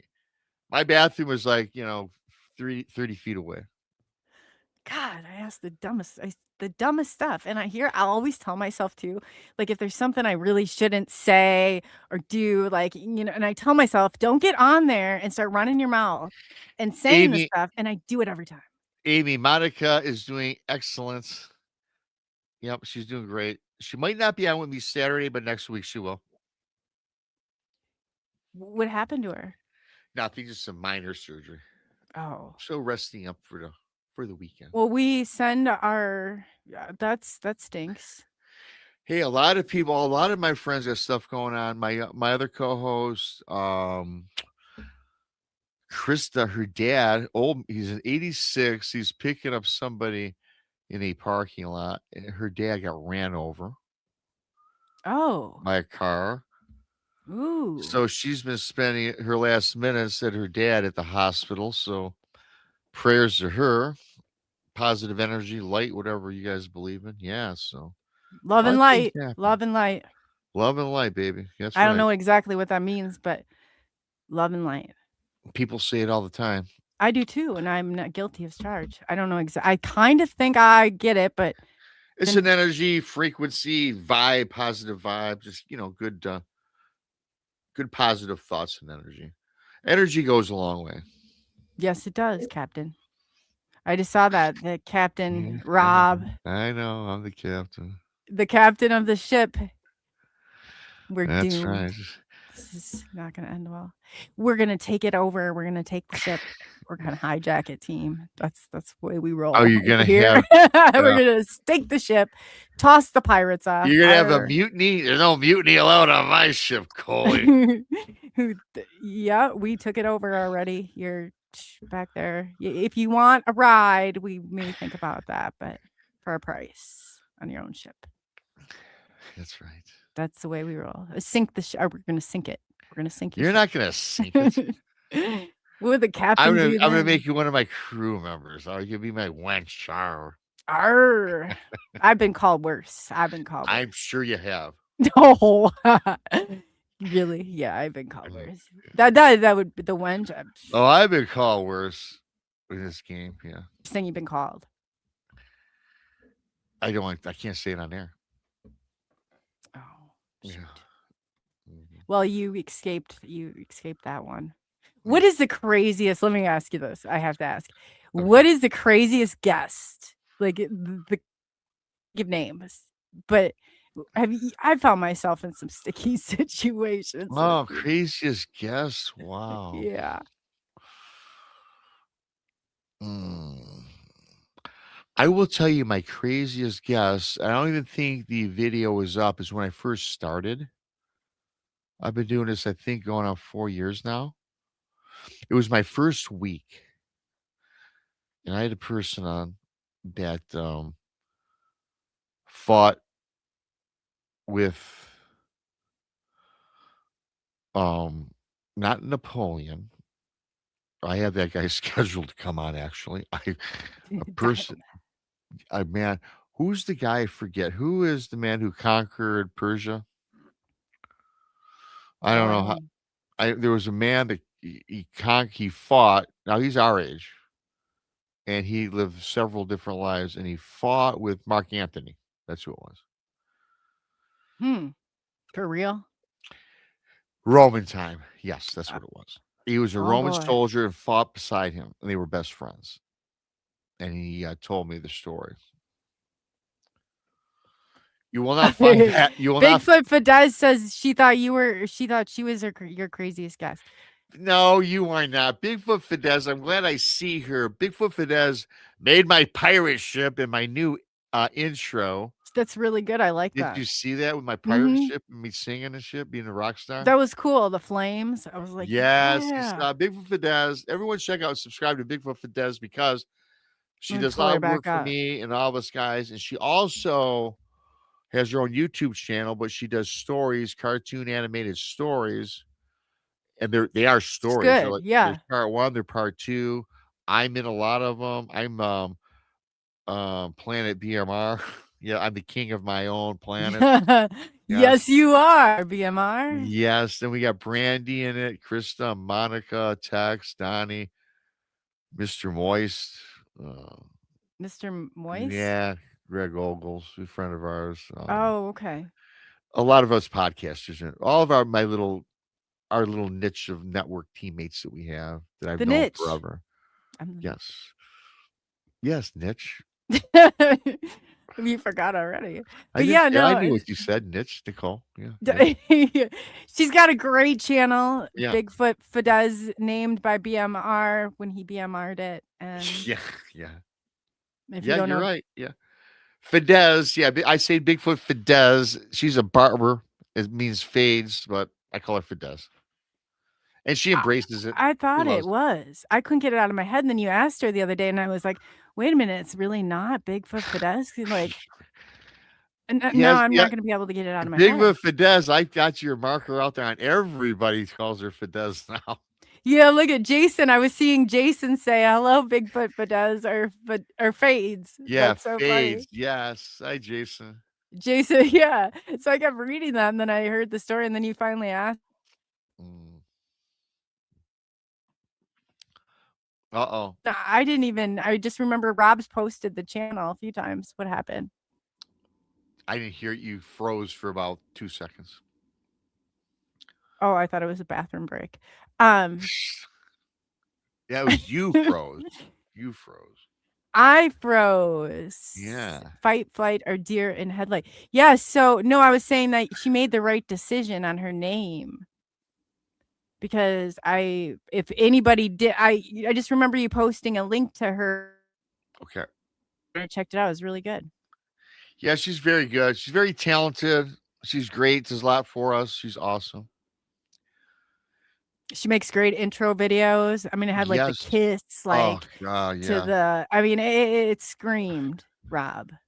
Oh, it does scream. It's bad. I mean, I look like a rock star. My ship's a rock star. Yeah, it's a great rock song. She wrote that. Yeah, it I mean, was it's good. totally awesome. I thought it was good. I It's liked her all graphics. genuine. She did- Yeah, she does a great job. She does stuff for all of us. All those guys and gals, they have channels. That's nice. Yes. So get over to Bigfoot Fades / Fidesz as BMR'd.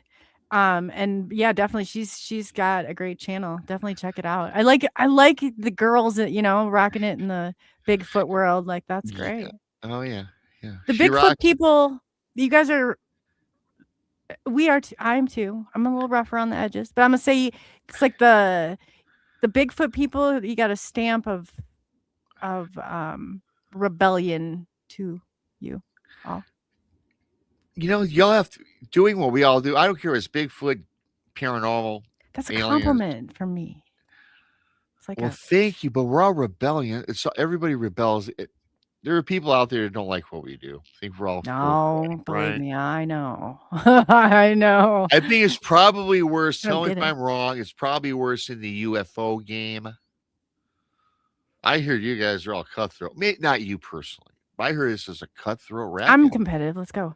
No, we're all we're all competitive. We all want to succeed, right? But it seems like they're just backstabbing idiots. they are too. Some of them. Oh, Mm-hmm. Yeah. I haven't Oh found that yes. yet. Well, you're lucky. You probably didn't go and scour through Twitter with them, but they are out there. And when they make it, you think they always say any press is good press, but let me tell you, I could have lived some days without that press. And that's what they do. I mean, it is crazy some of the rumors and some of the stuff that they do in this, and it's to take out. It's worse than running for a political office, I think.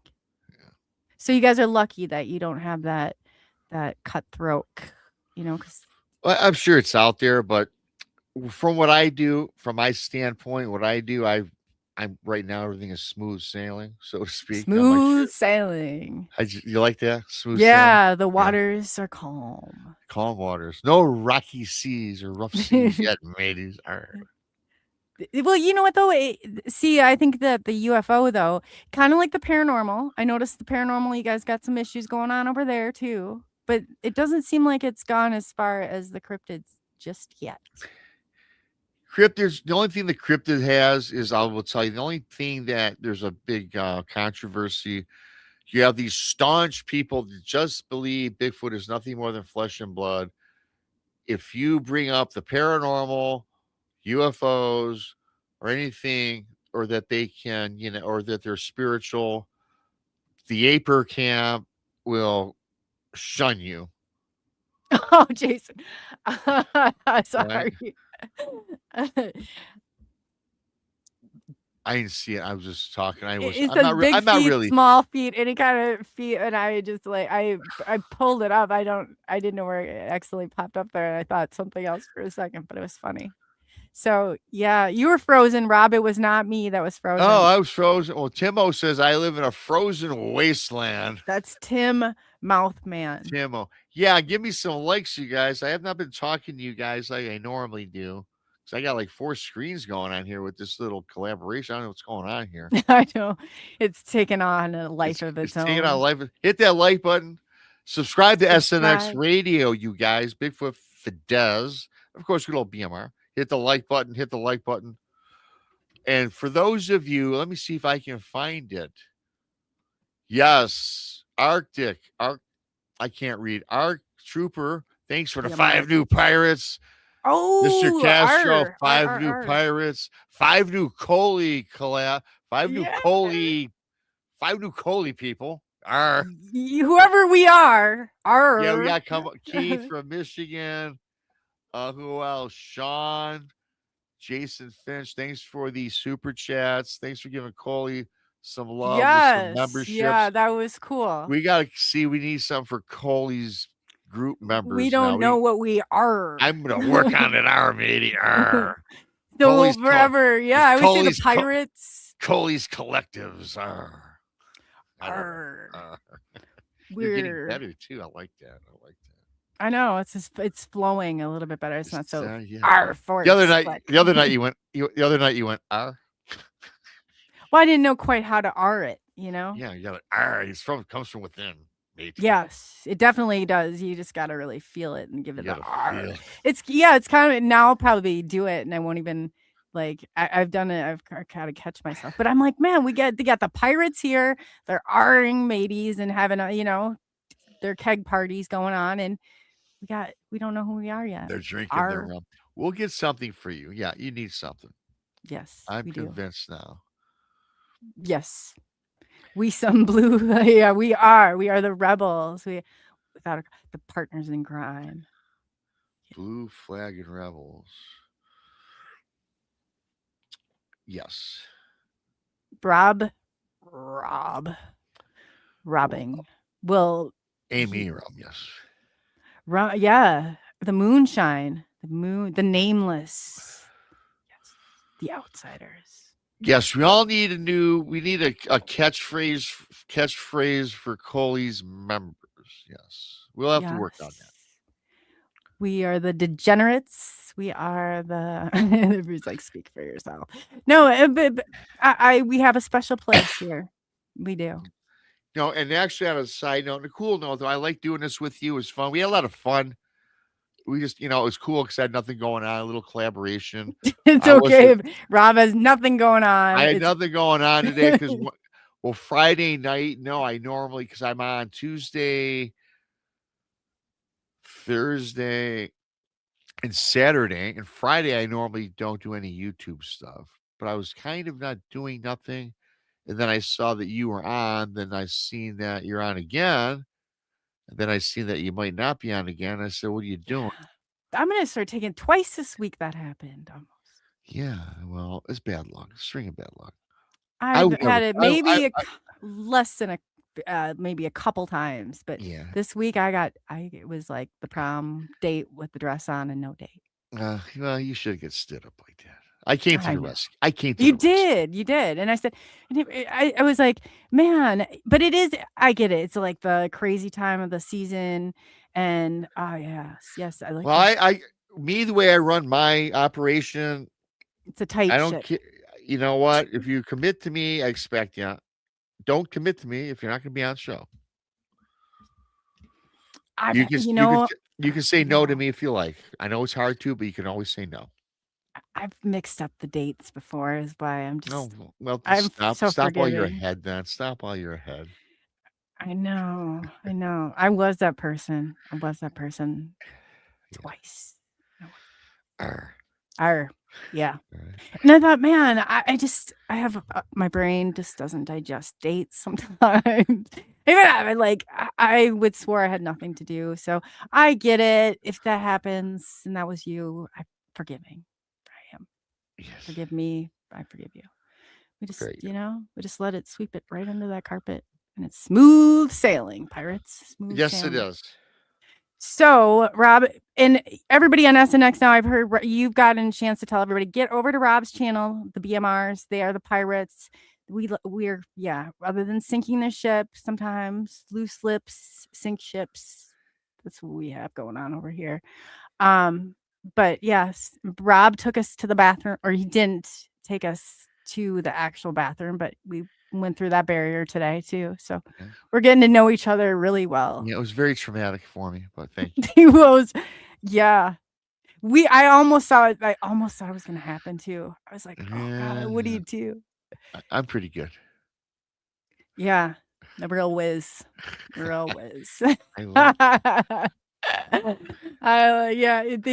love the conversation. You always have fun stuff going on over there. Yeah, this was a lot of fun. Toilet channel's fun.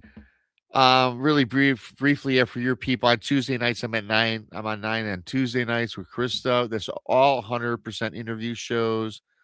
Thursday afternoon with Monica, and that's 50-50 interviews, and me and Monica just discussing things, telling some stories sometimes. Saturday night with all the girls, usually. And I do bizarre news, talk about weird events around the world. You've seen that show before, Coley. I think you said you liked it. Yeah, I like your Saturday show. And we have a lot of fun too with the girls. We did a show for 42 minutes on mayonnaise. Yeah, we did. So we go all over. How can you go? You guys are funny though. I've watched them. Yeah. I love the banter. The banter. We have great banter Saturday night. It's becoming one of my most popular shows. But yeah, we'll see. Laura's gonna sneak into your bathroom someday. That's very nice, Laura. Yeah. She said on your show. I thought that was funny. Uh-huh. But yeah, so there's not enough toilet talk around here. But get over it. You got some great stuff going on over there. They're funny, and but you definitely can't go wrong. No, you can't. And your show too, Coley's. You guys go over to Coley's. You have. I tell you what, you do have some fantastic guests. You really do. Um, and I And mean they that. show I up. mean, I know we've been kind of joking a lot today too. We had fun today, but you do have some serious, great conversations with your guests, which I appreciate. And I learn from you every time I watch you. I learned from you too, Rob. You look Thank at we've motivated us to identify as a organized group of law-abiding citizens on this channel, and you really have. It's cool. I love how much fun you have with your guests. You can still. There's always you gotta have some humor in there. Otherwise, You can't take can't this be serious. serious all the time. You try to throw. My personality is not of. I gotta have a little bit of fun when I do anything in life, right? Yeah. So that's the way I roll. And I can always, even in the worst of the worst situation, I can always find something funny. No, That I I think is like that. funny. I like that. Yeah. Not everybody laughs, but hey, not everybody can have a great sense of humor. If you could smile or grin, then we did our job. That's the way I look at it. Yes, that's exactly what. And you've got so many. I mean, like you've mastered the art of storytelling, which is huge because you're going and you're telling other people's, and you're really giving the emotion that you're feeling. And yeah, I agree. Spiritual Sun just a great chat today. It really is. It's like a relief, like that breath of fresh air from time to time, just to hear that. I don't do that as well as what you do. That's why I probably have guests on all the time so they can tell their stories. Well, Slaughter them.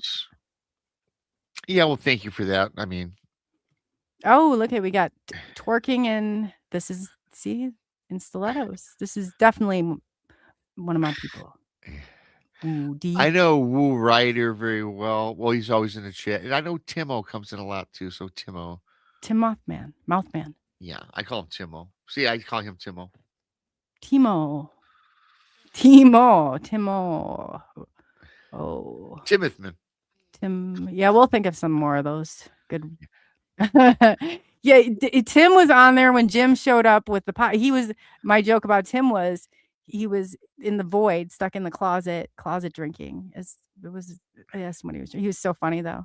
That was a great batch of Tim. You're great. You really are. Jim with that jar pot was classic. I'm sure it was. I even clipped it. It was so funny.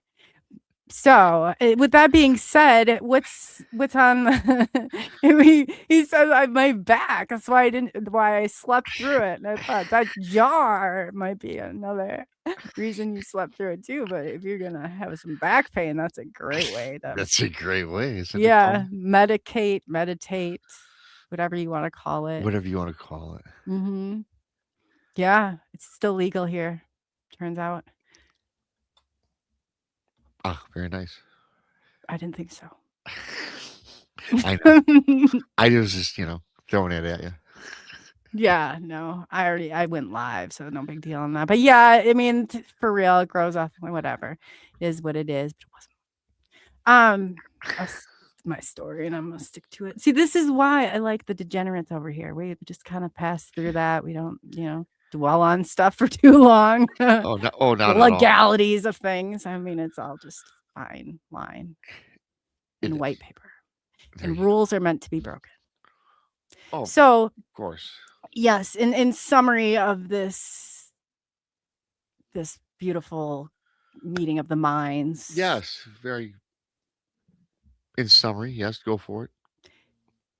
How has this changed your forever being, Rob? It's changed me in the sense that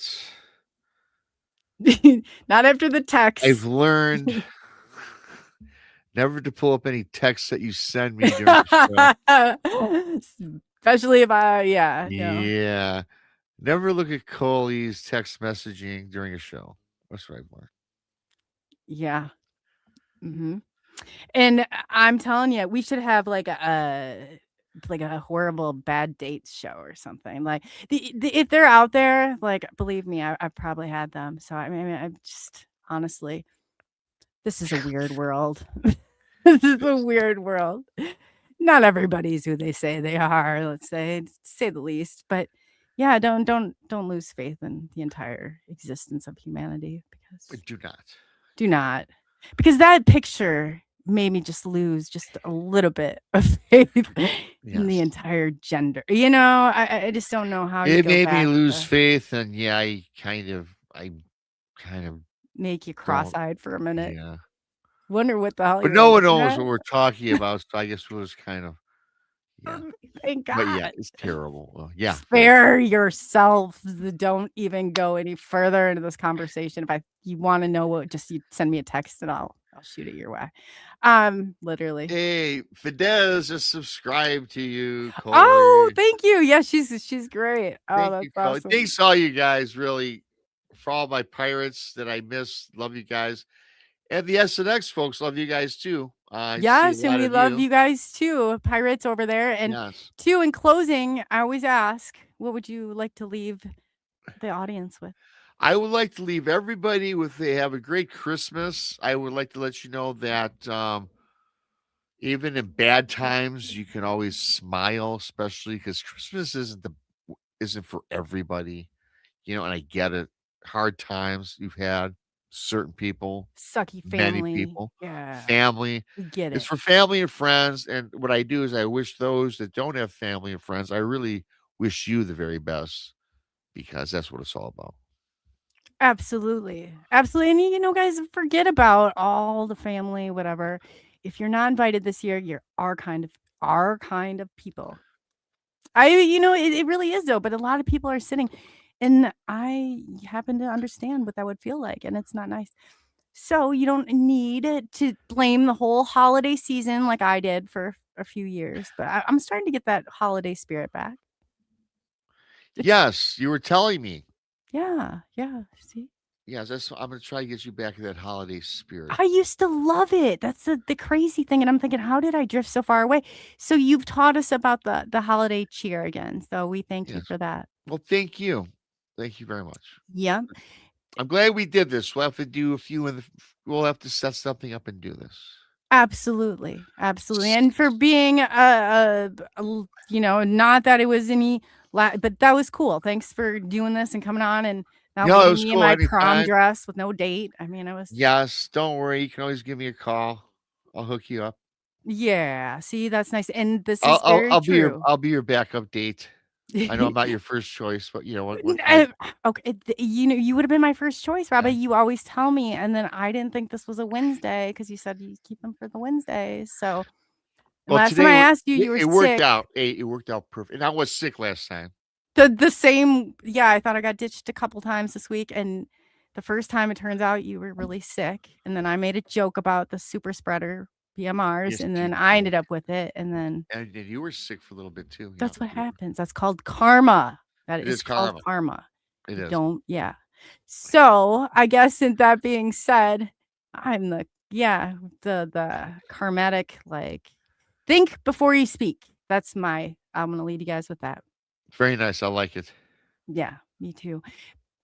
Tell your brains it's gonna be okay. Just think before you speak. So everybody, I thank you and appreciate everybody watching and being here, and the pirates and the group of whatever we are, we're gonna figure this out Yeah, together. we definitely got to figure that one out. Yeah, we'll figure that out, and we'll figure out that what to send and what's appropriate to send in picture mails, and etiquette in bathroom potty talk, and that's about it. So, and with that being said, on behalf of SNX Radio and the BMRs, thank you for taking the journey into the unknown. And until, I guess, yeah. So, anything Yeah, else, Rob? Before No, you blinked out. You another did trip just to the bathroom, fine. maybe. Yeah, well, I'll hang out backstage for you when you're done. But yeah, I'll probably have to hit the bathroom again because I can Another feel it potty coming. break I can before we feel it go. coming. I can feel it coming. End the show. I'll hang out Gotta backstage go. for a Gotta minute. go. All right. Okay. Well, on that note, we're gonna end the show. right. And while Rob goes on his potty break. SNX Radio invites you to unravel the mysteries of the cosmos with us as we dive